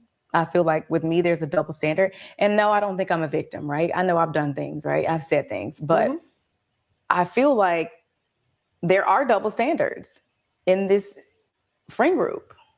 I mean, I just heard Cynthia on a podcast the other day, on her podcast, they were going back and forth about the body shaming and the name calling is what she said. And she's like, I'm a Bigfoot, I'm a part of Bigfoot community and all things. And I'm like, Cynthia, I've never had smoke with you. So now you want to align yourself and attack, and now I'm attacking you too. And this is this is what I'll say. I actually, now I'm gonna be honest with you. I actually agree with you. I agree somebody too. who's done this show, season 1, episode 1, there's always been body shaming. They talked about Kenya's booty. But, they said you got a bad butt job. They talked about Sheree having baseball legs, right? You could use some bleaching, you know. This show has always been about body shaming. So I will say this. I do think you get a bad rap for doing the playbook that is Housewives. Well, and furthermore, if I don't say anything, I'm scared I'm a lapdog. Why is she there? She's better off as a friend. If I say something, she's doing too much. She's performative. She's so cringy. She's over the top. Why is she doing the most? What do you want me to do? You just want me to lay down and take it? I'm not doing that no more. No. And listen, as somebody who knows you, I don't want that for you either. I will say this. I think when it comes to your presence on this show, listen, you're a busybody, right? And that's not a bad thing. When I say busybody, you over here, then you over there. You know what I'm saying? Yeah. Because now that I'm having context, I feel like now I get you're trying to find your community, right? Because you are right. Portia, Cynthia, and Phaedra all over here. And that's I mean, hell, Drew and Cynthia are wearing go naked hair this season. That's a check. Well, they mean like the bundle. Well, great. They getting hair. There's some perks to it. Like I ain't got no hair to give y'all. I mean, I'm just saying. But you're saying because they're ambassadors, they got to be loyal to their boss. Possibly. Got it. Right? Okay. Because what I don't understand is how everyone is so able, is so forgiving and able to move past, to me, bigger things. Hell, Cynthia kicked the hell out of Portia on that boat. Well, hi, can we talk about it? The double standards. Okay. I did want to grab her before she could make contact. Yeah, I remember that. I was right there. I was like, oh shit. You know, like this. I was like, oh my God. And then with Drew, we're sitting right here on these couches and she tore into Drew, right? Yes. Even when we played back on, they said, you asked Drew, you said, are you effing Dennis? I'm like, I never said that. At reunion, it was played. I said, are you dating Dennis? Are you and Dennis a thing? No one said, oh, I'm sorry, Shamea, you were right. I thought you said. They were just like, quiet. In this past episode, when Angela's sitting there and she goes on this rant about Falcons and Hawks players, there's a whole, let me go away because I don't want to. But then you come back and then it's still going on. It's like, all this pin drop. No one's saying anything. Well, when is somebody going to step up and be like, hey, girl, maybe that's too far. Do you have proof? It wasn't until she did her confessional where the producer said, do you have any proof of that? Who is, or why would you say that? Well, I believe it. Somebody told me. So that's okay to say. But me calling her Bigfoot or Sasquatch is not okay to say? I thought it was fine. And listen, I think... I'm sorry, but I agree with Shamea on that one. I'm sorry. I agree. It is double standards when it comes down to Shamea. It is double standards. How are we going in on her about body shaming and this and that when there's a people sitting on that same cast that have said way worse shit and have done way worse shit and have been forgiven for way worse shit? But we're tearing into Shamea for doing the exact same thing that everybody else is doing. Please leave me alone. This is partially why I find myself going up for her sometime, because of the simple fact that I don't like double standards. I cannot stand double standards. I don't like how the rules change for certain people, and I don't like the way that the line is always moving based off of who you like and who you don't like. This all these women do on this show is body shame.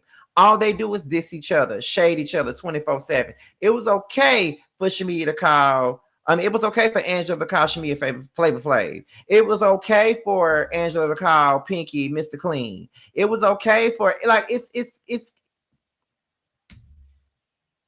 it's crazy. And the fact that Cynthia is sitting up here making it a big deal about this Bigfoot committee shit, Cynthia, shut the fuck up. But like I said, but don't, because it's just showing everybody, whether they want to see it or not, that she's picked a side. Cynthia is not neutral at all. She's not. She wants to pretend like she is, but she not. And she been a flip-flopper, so it really don't matter. Let's continue. Because just last year I talked about her nose. And she called me Flavor Flav. What? Come on, y'all. I agree. You will never get an argument from me about that. At the dinner with Drew and Kay, when we sing the anthem walking on, I was trying to talk to Drew. I filmed Drew singing the anthem. I was there supporting her. I text Drew before even going saying, I'm excited. Okay, anthem, can't wait. Showed up, was like, you killed that. I was like, free. I was like, go girl, all the things. Invited her to dinner after, thinking, okay, maybe we're moving on. Maybe we're moving past it. Her and Kay beef is not me and Drew's beef. So I'm like, okay. She's like, I'm not talking about black. The whole black thing comes up. I'm like, well, she said you bring up black a lot. You brought up black. I did not. I know, dear. You go be in Kay. She has a lap dog. I'm like, okay. So of course, then I'm like, all right, well, you know what? Here we go again. You're doing the same thing from last year, this name calling lap dog stuff. I'm like, all right, I'm out of here. So I leave. I didn't plan on leaving with Kay. I was trying to make the stuff go away because I'm holding Kay's bag. Like, hold on, let's talk. I'm like, I can't win.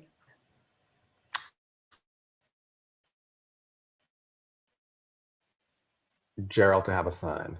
I think that initially it was important for all of us, right? For everybody, like me and my husband, even Shy wanted a brother. When we started our family, we wanted 2 boys, 2 girls. We were very serious about it. We had a lot of relations trying to get it done. And I breastfed for a very long time.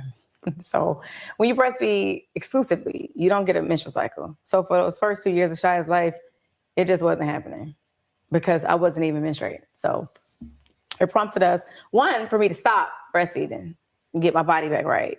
Then after it didn't happen, I'm like, what's wrong? Went to the doctor, it was unexplained. Nothing's wrong. Just keep trying. But now I'm like, I'm getting older. So I started doing egg retrievals to try and get embryos to save them just in case I'm getting older. We got tons of embryo. We did 7 rounds. I had 2 sons transfer into me. Neither one of them took. We had a son transferred into Shadina before Shiloh. It didn't take. Then we transferred Shiloh because we were like, well, we down to like 3 embryos now, 3 male embryos now. We don't want a chance. Let's make sure Shadina can actually do this. And we were going to have the girl with Shadina and then do another boy after that if Shadina was able to carry Shiloh, which she did. But then she got breast cancer and all the things happened. And Shiloh was sick and all the things. But then after that, we got another surrogate, transferred a boy into her, did not take. At that time, I got pregnant also, naturally. When? This was 2 years ago now. And I ended up having an ectopic pregnancy and my left fallopian tube ruptured and I was bleeding out internally. I was literally dying. How many weeks or months were you? I was right at 12 weeks. Was it a boy? I don't know. I mean, I didn't even know I was pregnant for like the first 2. I'm sorry. Yeah, so I didn't make it past the first trimester. I was like 2 and some change. Are you afraid Gerald may leave you if you don't give him a son? No, and that is ludicrous for people to say that. Like recently started talking about other options, adoption, egg donor. No, that's never been a concern of mine. Okay. Because in the African culture, it's extremely important for the man to have a son. So that's why I wanted to know. Yeah, no. Okay. And to be honest, he's never expressed that. He's very, very loyal. And we we still have love, and we're still very much in love. I know marriage has its highs and lows, naturally, like every marriage does. But he's the one consoling me. Like, I'm beating myself up about it. I put the weight on me because he's so good to me and gives me pretty much everything I want, aside from being on camera. To where it's like, damn, like, I can't get my body to work to do this thing for him. It's not your fault, though. It's not your fault. And you can't blame yourself. You can't blame yourself. You just can't blame yourself. It's not your fault. And listen, you have a great man. You have a good man. You have a life, Shamea, that many girls would love to have, right? Mm-hmm. When it comes to the birth of a child, that is God ordained. Yeah. And I don't want you to be stressed out because of that. You're not God. You're True. Doing everything you're doing. You are. I felt like, I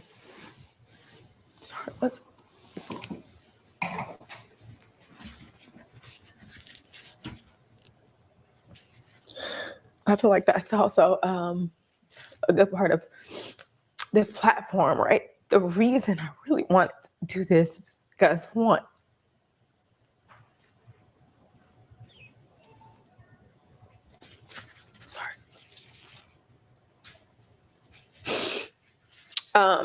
because my daughter went through so much, I wanted to bring more awareness to children with disabilities, special needs, and show that, like, wow, I have this lifestyle, like health, something that you can't buy, right? Yeah. And I wanted my life to be kind of a testimony to someone else that may be in a similar situation that feels hopeless, because at the time that Charlotte was born, I was doing radio with Big Tigger. And I was missing all the work, and I was like, this is a lot. Having to take her to speech, OT, all these therapies, all these things, all these surgeries. She's at over 17 surgeries. She's at one yesterday. Okay. And I was like, that person before that was like, oh, just get a sitter, or and it's not that easy. And I've got all these resources and financial, just means, to just make it all happen. And I was still overwhelmed. So my heart went out to the people that don't even have half of this, don't even have a spouse. And so I was like, wow, this is a reason why I should do this show. Fast forward to infertility, me, having an ectopic pregnancy right before filming. I was like, the more I talk about my fertility journey, because I was doing it on my social media, the more I was getting DMs from so many women that felt like me, that felt like, I just got to wake my body up. I got to make it figured out. And I just felt like this platform could also help me bring that type of hope, or just let them know it's not about how you create your family. It's just about you being a mom. No one walks up to me in the grocery store and says, did you birth this one from your womb? Like, did she come from your womb, or did you have a surrogate? And they just say, oh, beautiful family. Yeah. So when you ask me, do I have regrets, or do I? No, because I came into this friend group and I got a peach with purpose, because I knew what I wanted to show. And yeah, it fell flat, but I'm not giving up hope. I feel like I can still show it. And it may not resonate with a lot of the audience. They might not want to see that, right? But it will with some people. We want to see it. And we want to see it. And if I can help just one person, that is maybe feeling inadequate or overwhelmed with all the things, but still wanting to have a career. I get the nastiest messages from people. Sit your ass down. Don't you got a special needs daughter? You can still have a life. You can still dream big with a child with special needs. You can still, or even when I'm like talking trash, like Bigfoot, you don't need to do that. Ain't her daughter special? I'm like, no. Okay. Yeah, we're getting her all the help that she needs. So it's like you are now told to not be and do and say because of this or that. Or It's hard. It is. Is it worth it? But my husband, like he said, don't let these people run you away. You know what you set out to do. You know what you want to do. And I've been blessed to get a lot of great opportunities. One that's coming up for me that I'm super excited about. I'm about to record an album. Like, I wouldn't have had that platform. Hell, I wouldn't be sitting here talking to you if I didn't have that peach. I have to count my blessings. Is it sad when you think about the fact that you finally got the peach and you lost your best friend in the process? Absolutely. I grieved that relationship for a very long time. A lot of people were like, oh, she missed Portia. She's sad about, well, duh. Yeah. I mean, that's like any relationship. It hurts. That was my person. That was my girl. Like, if I was mad at Gerald, I was going to call her and talk shit. You know, if I was mad at my sisters, my whoever, that was my other sister. You know what I mean? Like, of course it was hurtful. Of course I grieve that friendship. Even sometimes now I laugh about some of the things we've said or done. When you really love somebody, you don't just discard of them or dispose of them. You don't just forget tomorrow and just be like, whatever. Even now I find myself defending Portia in rooms that she's not in. Not because she asked me to, and not because I want to be friends with her again, just because that's like you talking about my sisters or guess what I do? I just sit quiet. So whereas before I would be like, no, I'm gonna talk shit back to you. I don't mess with a lot of people to this day because she didn't mess with them. But can you and Portia ever be friends again? I'm happy with where we are right now. I didn't ask you that. Is there a world, Shamesi? Shamina? No, real talk, because listen, when I interviewed Portia, I said to her, the one thing that I don't like, she's like, oh my God, here comes Carlos King, tell me what he doesn't like. And I said, I don't like that you two fell out. Because I was there. I mean, to be honest, when I got the peach, I was so excited because I'm like, oh my God, we can show the world exactly how fun we are. Like, we laugh until we cry. Like, we have had some beautiful moments, trips, twerk offs. Like, it was a fun and it was a fun time. You know what I mean? Like, I was like, we can finally showcase that to the world. If you weren't a housewife, would you and Portia still be best friends? I don't know. I feel like everything that happens is I don't know. This past episode, K. Michelle made some comments about a night out with you and your mom having a breast with her neck child, and y'all partying. And K. Michelle alleged that you made a comment that I can't be friends with you because my friends don't want me to. That was actually the opposite. That same night, I was coming from, so we left the anthem thing.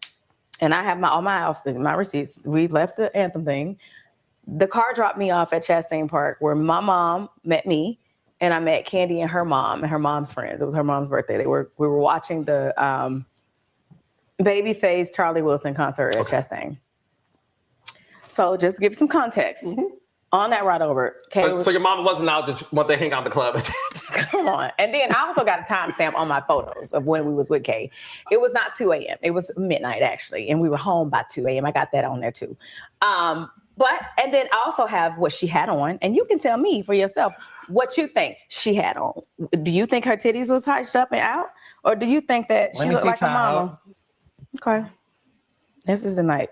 That is in question.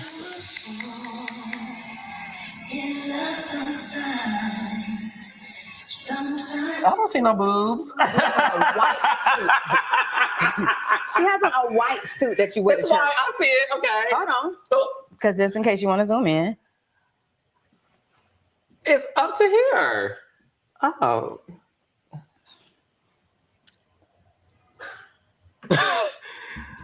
Well. Oh. Okay. Continue. And I screenshot the time that we was there.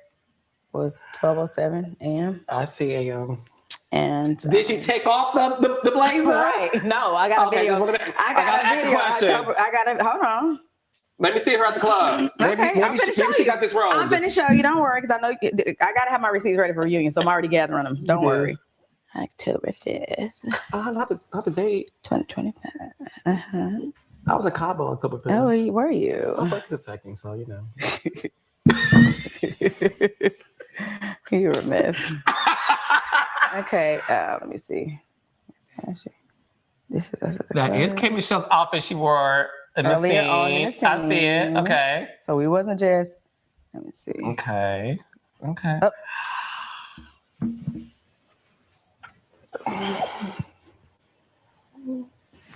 Okay. I love Kay. What did you just see? So the video shows K Michelle in the same outfit, Shamea in the same outfit, and then it shows your mama in the same church blazer. She wore to see Charlie Wilson. She did go to the club. And Raindrops, you know I'm a journalist. Hey, Portia. I did not see a bra, a boob. I did see a purr cloth. So, okay. Okay, continue, my bad. Okay, and it wasn't 2 a.m. But, okay, it was 12:07. Okay, but anyway, so fast forward. I'm like, Jesus, why I gotta keep doing that? I'm just fighting for my life.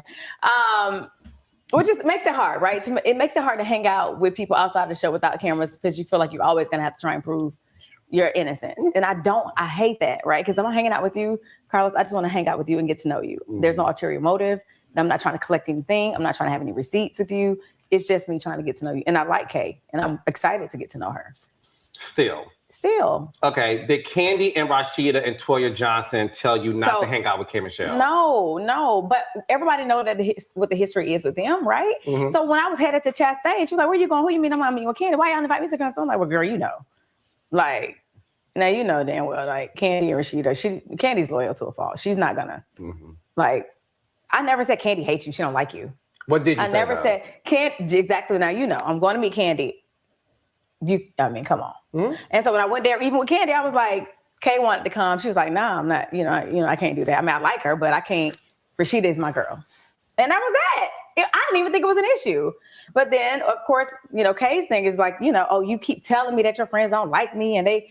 So tell me exactly what you said to K Michelle for her to walk away with that statement. I told her that, Kay, regardless of whether or not you have beef with any of the people that I'm friends with, I don't care about that. I'm your friend. I want to get to know you for myself. Can't nobody tell me who to be friends with. They can't tell me to be friends with you or not be friends with you. I'm looking to get to know you for myself. I like you. I want to get to know you. That was the conversation. And that got turned around to your friends don't want me to be friends with you or whatever, or my friends don't want me to be friends with her, and they don't even talk about her. Like, I don't even talk, you know what I mean? Like, I don't even see Rashida or Toya them enough to even have those kind of conversations with them. And I only seen Kandi that night because we were at the concert together.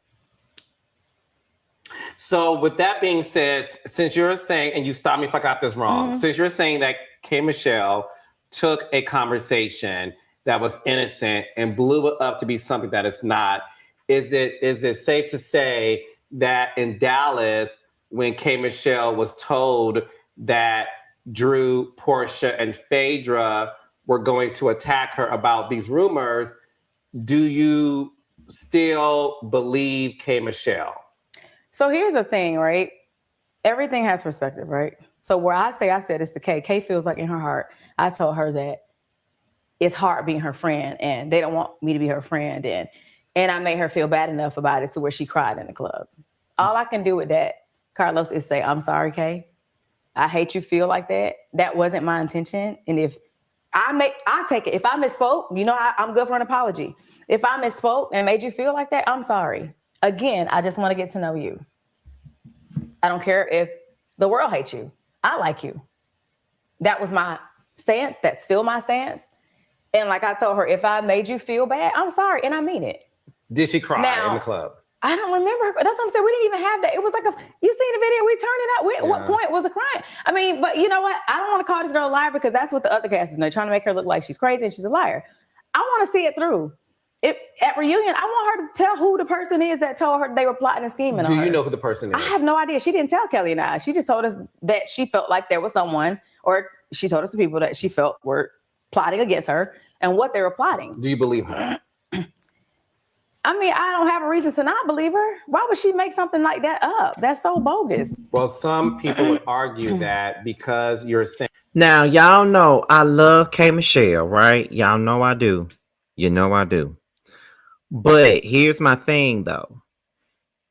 If you just sat here on this couch and to prove your innocence and that whole thing of you, your mom, K Michelle going out to the club, the pushed up breasts, all this other stuff. You did all that to prove that never happened.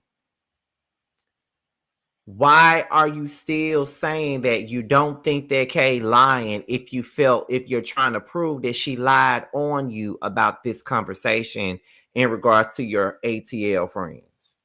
If she lied about that conversation, then why wouldn't she lie about this? Once again, I love K Down. Y'all know I do. I love me some K Michelle. But let's just be honest. If you sat here and stated that what she said was flipped from what you actually said, and that it wasn't 100% true of what she actually said, of what you actually said, and you basically said in so many words that it was exaggerated, what would make you think that wasn't exaggerated either? That's just my question. But let's continue. Saying that she took an innocent conversation and turned it into something else. She don't think she did that. She thinks that and that's what she feels to be true, and that's what I feel to be true. Do you see what I'm saying? So like, there's your side, my side, then the truth. Mm-hmm. One of the things about this season is your friendship with Kelly. Mm-hmm. I went on record saying that, look, because there are several queens of Atlanta. I'm one of them. Mm-hmm. Okay. Yes. Agreed. Yes, there's Stacey Abrams. Yes, there's Candy. Yes, there's Sue Lomax. Yes, there's Keisha Lance Bottoms. Come on now, Keisha. Carlos King Top is definitely one of the queens. Come on. So I'm definitely, all the girls talk to me. Yeah, of course we do. I'm always at the Hawks game, sitting courtside. Oh, I'm not? Well, let them know the feet be where? Where the feet be? On the floor. On the what? You be giving sideline candy? You be seeing me? I do. Duh. Okay. And you. Thank you. Not sleeping with nobody. Hello. I saw Angela and Charles at the Hawks game in the playoffs. Yeah, we're happy to have her be there to support. Okay. You weren't there because you were out. You out of town. Out of the country, I think. You're out of the country. I was looking for you. So, anyways, my point is, I went on record saying like raindrops. I know y'all think Kelly and Shamea's friendship is for the show. I said, look, I am here to confirm that that's a real friendship. Like they're really friends. That is my girl. Like, we literally say it's the Kara and Sarah show because now our moms are friends. Now Shia and the twins are like, she thinks she's a triplet. Like, that bad. Like, that's my girl. That's the best thing that came out of me getting a peach. That friendship. I was like, who wants to get to know me? Hi, can I meet? Hi, I'm Shamea. Can I give you a hug? Like, and she welcomed me and she got to know me. She didn't judge. She didn't take whatever anybody was telling her. It was very much, I'm gonna get to know you. And even from day one, like, people say, oh, they have a friendship out of alliance. Mm-hmm. That's not so, because if you roll the cameras back, when I first met Kelly, we were at Knife Restaurant. They were coming for Portia, and I stepped in and was like, absolutely not. You need to get to know Portia for yourself. All this was on camera. No, and then so how everybody forgot about it. And I went and told my friend what was said about it. The shit that you're supposed to do as a friend, I don't get credit for it. But I damn sure get credit for she's talking behind her back. Well, what, where, who? Prove it.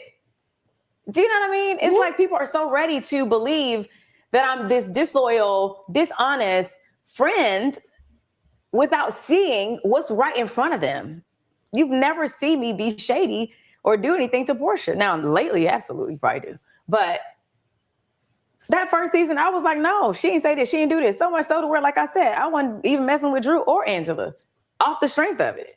No, she didn't tell me I had to do that. That's just how I was rolling. Like, that's my girl. That friendship is not out of an alliance. That girl is very kind to me. She reciprocates the same thing. Like, hey, happy birthday. Here's flowers. Here's your flowers. Like, are you telling Kelly things about Portia that she's why using would I against her? do that? Absolutely not. You saw the comments. I know. I see that. And I'm Yeah. like, I would never do that. Matter of fact, only time I hear Portia's name with Kelly is in scene and when they going toe to toe. And I just sit back.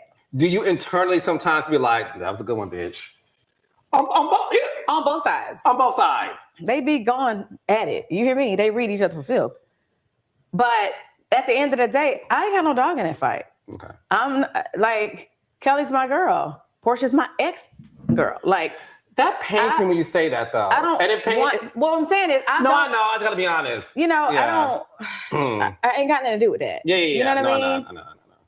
You met Jarvis. You posted recently that y'all had a double date. I was enlarging the photos because I met Jarvis. I introduced Jarvis and Kelly at a Hawks game. Was he sitting courtside or in the nosebleeds? Courtside. Don't try me. I just wanted to know what Jarvis situation. So Jarvis makes enough money to sit on the wood. If Jarvis can buy a $70,000 smile, surely he can sit on the wood. Word on the street that Giselle Bryant lives on is that in Potomac, because we in Atlanta. What? Like what? Word on the street is that Jarvis is in the entertainment industry. Oh yeah, I don't know about none of that. Okay. Word on the street is that Jarvis works in the music industry. What? Was you with Genuine? I don't know. Y'all gotta stop. Dennis McKinley? Ew, no. Why would I be okay with that? No, I said work in the music industry. What I'm saying is I didn't even like Drew doing that behind Portia back. I was like signing her for Portia. Like, you need to tell her. You should have got permission. Now, why would I do that? I don't want nothing to do with that messy like that. Okay. Absolutely not. Okay. Friend, no friend. I ain't got nothing to do with that. So you hooked up Jarvis and Kelly. I just introduced them at a Hawks game. Okay. Does he have kids? Because I heard he has 2. He's a great guy. He's really kind. And a great father, I heard. He's very single, though. He doesn't. Yeah, I heard he's not married. No, I know he has a baby mama. Well, I hope he don't have a baby daddy. I don't think he... Well, don't do it. Why not? Happy Pride! Hey, raindrops. Oh my God, Carlos, kill me with this. Oh my God, I can't. Stop. They already said that, but leave me alone. Listen.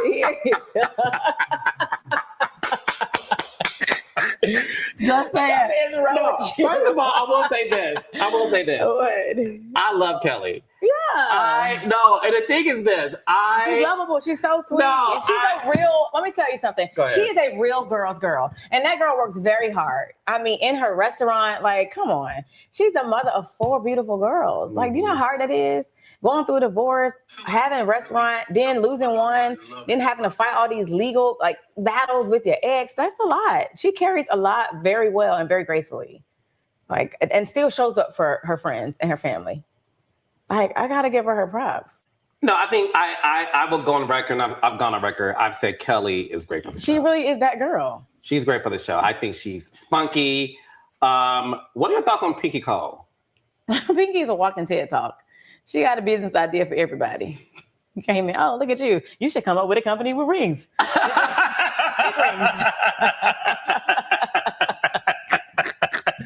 Do you think she's a good addition? Yeah, I mean, listen, I was happy to get to know Pinky this year. Pinky is an entrepreneur. That's something I was trying to do. Like, Pinky can teach me a lot business-wise. She's taking some L's, but she's also had some very big wins. And to answer this question, are you disappointed in her first year of The Real Housewives of Atlanta? No, I am not. But I do wish that she moved in a different way and really would have given it a real try. I feel like her paranoia and whatever she endured on any other show, really clouded her judgment, and she really didn't give some of these girls a real chance, and it just looked like she was picking fights for no reason or picking issues out for no reason, and a lot of her reasoning didn't make any sense. So that's just pretty much what it is. However, I'm still Team K Michelle. That's still my girl, but it's not going to stop me from calling things out when it's not right.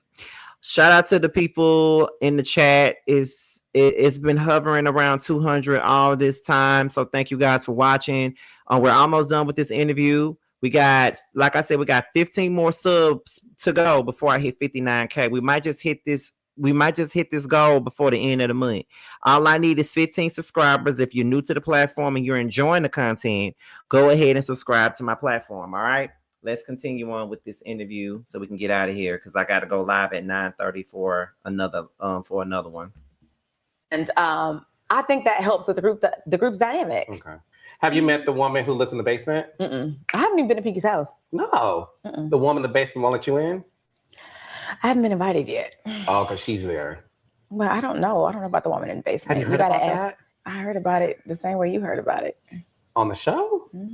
Or through... On the show. Oh, I thought you meant through your other Queens of Atlanta friend group. Because You know I got my friends though, but no, I ain't heard about it. Okay. I just heard about it on the show. I was like, damn, what? Are we saying... You know what she did with it? She made a book out of it. That's Did you read it? That lady's a businesswoman. No, I haven't gotten it yet, but I'll support. I don't know if I read it. Is it on Amazon? I don't know. I ain't got it yet. Okay. I don't think it's out yet. It's not? She said it's coming soon. Okay. On Substack? Let's look at it. Let's see if we can find it right quick. See, so So the Substack. woman in the basement. Why I feel like you're being shady? I'm not going to see it's on Substack. Are you ChatGPT? I'm looking on Amazon. Let me text Jeff Bezos Pinky and see if it's on Cole. Amazon channel. Well, somebody already typed Pinky Cole book. Eat plants. I hope Not you eat fail. plants. No, nothing else is out. Oh, okay. It's not out yet. Okay. Yeah, I'm gonna get it though when it come out. Okay, good. You gonna get it? Yeah, I support my girls. Yeah, you should. Absolutely. Yeah. Would we know later this season whether or not you got the role in the series with Pinky and Naturi? I don't know. I don't have anything to do with the editing. No, I know, but But- do you know whether or not you got the gig? Yeah, I was told I got the gig. Damn. I don't know. Is that a spoiler alert? I don't know. But I don't know but yeah, I was told I got the gig. Oh, you haven't shot anything yet? No. Oh.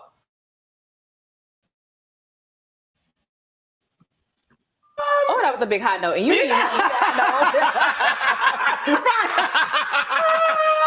Yes, I would love to do a live reality with the King interview. Yeah, you gonna go up there? Sure. I'll ask Mickey if you can come. Yeah. Yeah, I gotta call Lizzie to clear my schedule. I have a lot going on. You are so booked and busy because you are the queen. Hello. The top queen of Atlanta.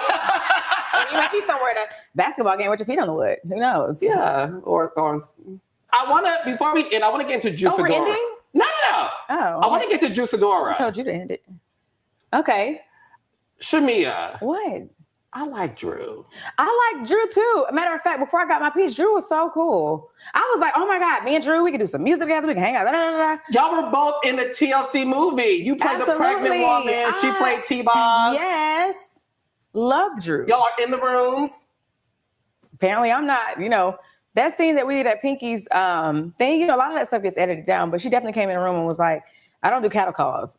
So it cuts like I'm just being a diva. And I'm like, I don't want you to read with me. That's not what happened. When she came in the room, she was like, oh, you're here too. And I was like, yeah, okay. And then she's like, oh, well, I didn't get the sides. Like, you want to share sides?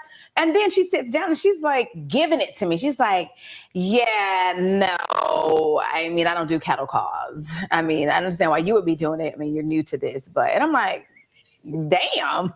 She's so into my ass. Then asked to read with me. I'm like, no. Ew. But all y'all see is, can I read with you? And I'm like, no. I'm like, see, context. Context. Well, that's why you were Carlos King for context. Context. So the thing is this. And I'm like, then why are you here? Drew is shady, but I think I appreciate it. All you girls should be shady. I'll take it. But you know what? The thing is with Drew, I'll take it. Call me a lapdog. Absolutely. Because I equate lapdog to loyalty, right? I'm a loyal bitch to a fault. I get it. And I want to find one. I found Kelly. I need another one. Give me some more. At the end of the day, I don't mind that kind of shade. I still to this day don't even know why me and Drew are beefing. Well, that's why I wanted to ask you what happened. Is it, you know what it is? Y'all are beefing because you took on her beef with Portia. That's why y'all beefing. You know what I mean? I don't think it's deep. I thought that for even with Angela. Because like I like a good old back and forth with her, right? Yeah. I thought that last season when we were in the Balmain store and going back and forth, I was like, oh, I love this, right? I loved it, right? Even this, I was like, oh yeah, we're gonna have a good time. And then it got dark, and I'm like, ugh. Yeah, no, and I get that. I totally get that. That's why when it comes to you and Drew, I think it's fun, and I actually it makes me smile. I love it. I really find it to be amusing, and I just want you and Drew to be at a good place. You've seen her new body. What are your thoughts on it? She looks good. Did she go to your person? So I didn't get a BBL, contrary to popular belief. I did get my stomach sucked out and my back fat, but I didn't get anything added to my. So all that ass is yours, and it's always been there. If you scroll back on my pictures, prior to me doing all my IVF and my babies and stuff, my waist was always small. My ass and hips was always there. True. How do you feel when people are saying that Drew is trying to become Portia physically? And when you're right, you're right. Some of them pictures, I'll be like, I have to look twice because I'm like, damn, is that Portia? I'm not even trying to throw shade, but it just looked so much like from the hair to the makeup to the, it's like you're morphing into, it's just weird. You think Drew wants to be Portia? I mean, the first thing I thought was, damn, you were so mad I was on the lap. I guess you wanted to be there. Well, there you go, sis. Enjoy. It was weird. What's the movie Single White Female? What was it called? Single White Female. Yeah. Mm-hmm. Now y'all asking me, am I jealous of her? Or do I want to be her? I have some rapid fire questions for you. Fire. I love that. And for those of you that don't know, this is Pride Month. Okay, so I got some rapid fire questions for you. I love that you love this. I love rapid fire. Okay. I can't overthink it. I just got to say it, but then I get in trouble a lot of times, but it's okay. I'm going to get in trouble anyway. Let's go. Who's the biggest gossiper in the group? Angela. Which housewife surprised you the most this season? Damn. In what way? Like good surprise, bad surprise? Good surprise and bad surprise. I would say Cynthia surprised me with, like, I didn't know we was like beefing like that. I was like, damn, I thought we was cool. At least you was going to be neutral like you were last year. So I was kind of like, Cynthia's okay. definitely not neutral. But, I mean, if she was still a housewife, I would have been the most surprised by her. From the dirty rooms to the I'm in trouble for name calling because now she's a part of the Bigfoot community to now I'm an ageist. When back in the day when we went to Isle of Palm for the bachelorette party, when I first came up with the aunties versus nieces thing that no one wants to talk about that I came up with, and it was so cute and fun and people were walking around, am I niece? Am I auntie? Which one am I, girl? Now it's, Shamea is the ageist. She's, trying to split the group up with old versus young and alliances. And I'm like, what? What happened to that? I thought it was, we're all having fun. Young fun, niece energy. No, not no more. So that would be surprising her. But then I would say, a good surprise, Kelly. She holding her own. Absolutely. What's one thing you do better than anyone else on the show? Twerk. Wife. Mothering. What's the best advice Portia has ever given you? When we were teenagers, she told me I need to shave. And that's still true to this day. Shave. You bushy? No. Now I have laser hair removal. But like I told you I was a little tomboy. No, I was young. I was so young. Oh. So she was like, you gotta I was doing my armpits and stuff, but like down there, I didn't even have enough hair to really be shaving. And she was like, you got to shave that and we got to pull it to make sure all the hairs get gone.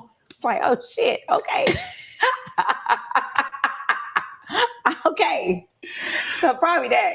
Keep your vagina shaves. Won't nobody seeing it yet. So I cut my shit up. But it made me a great shaver when I needed to be. I can't with you. Who's the most different when cameras are down? Angela. Actually, what's crazy is last season, when we were filming at the workout spot, when we were supposed to be dropping it with Drew, when she was working out for her body, we were having the worst scene. Like, she was giving it to my ass, going off. We walked outside and she's like, "Are you mad for real?" My cameras, my mic was still on. My cameras was, Are you mad for real? I was like, "Yeah, like what?" And she was like, "Oh, I thought we were all acting. I thought we were just doing this for the," and I was like, "No." And that's why at the Ball Money event, I was like, "I'm gonna get your ass." And when the show aired last season, them first few episodes, I was like getting a lot of love. Sis called me, texted me like, "Oh my God, I'm so proud of you. You okay, boss? Okay, big timer, all the things." Even pulled up on me at the Waldorf Astoria to hang out and brought her daughter that was swimming, hanging out. Then when that shit switched and them fans hated me, she was like, "Out of here." So yeah, I would say Angela for sure. I agree. Have you tried the black smoke hookah? I don't smoke. Oh. Have you seen Ralph recently? I would love to see him though. Hope he's doing well. Ralph was a good guy. I did the podcast with him and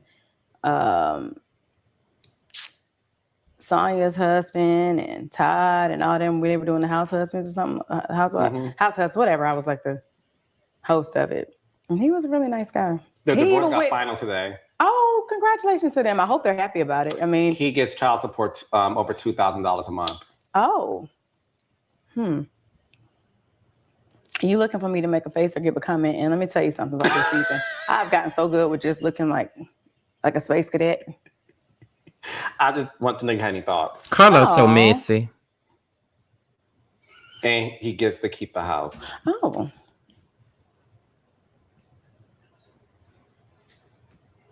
Thank you so much for letting me talk to you. Oh, you're welcome.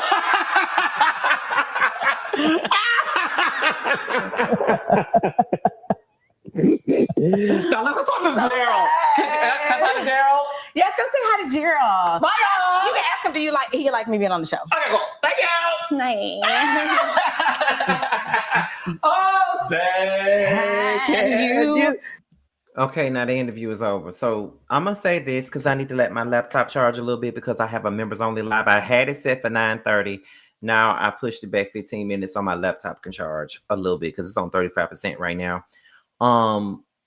This interview, while I agreed with some of the things that Shamea was saying, there are some things that she needed to take full accountability for, and she was lacking accountability on a lot of things that was discussed in this interview. I can say that. I just want to know how she's going to get through this reunion. I really want to know that. And I got high hopes for her. I do think that people have a right to dislike Shamea. You feel what I'm saying? I feel like she has every right to. You all have every right to dislike Shamea. I just feel like, in my opinion, the vitriol is unwarranted. That's just what I think. I think the vitriol is unwarranted, especially when she's done way less than a lot of different people on this show. But that's just me, and that's just my opinion. Now, that's all I got for this recap. For those of you that are members, I hope you guys tune in to the Sex, Love, and Pain members only podcast, which features not only myself, but my dear friend, Miss Nikki, and my best friend and cast member of the scene, DJ the Singer. Tonight, we'll be talking about our worst experiences with sex. Okay. And now you see why this is members only. So make sure you guys tune in at 9:45 tonight. It's members only. Be sure that you guys, if y'all are in the comments, be in the comments, engage in stuff with us. We're gonna be on there and we're gonna have a good time. The first episode of Sex, Love, and Pain was really, really good. We had a great time up there. We was up there for almost 3 hours, which is crazy. But we had a great conversation, and hopefully that makes you guys want to join the members only and watch this, because you know, I've had a members only for over a year now, maybe 2 years, and I really don't put nothing in there. And I just want to give you guys, because a lot of you guys pay for members only, and there's nothing in there. So I felt like, let's do something for members only. Let's get something popping for members only. And this is one of the things that I got in there for members only. So make sure you guys tune into that. Okay. So with that being said, y'all, we are going to get out of here. I will see you guys at 9:45 for Sex, Love, and Pain. And I'll talk to you guys soon.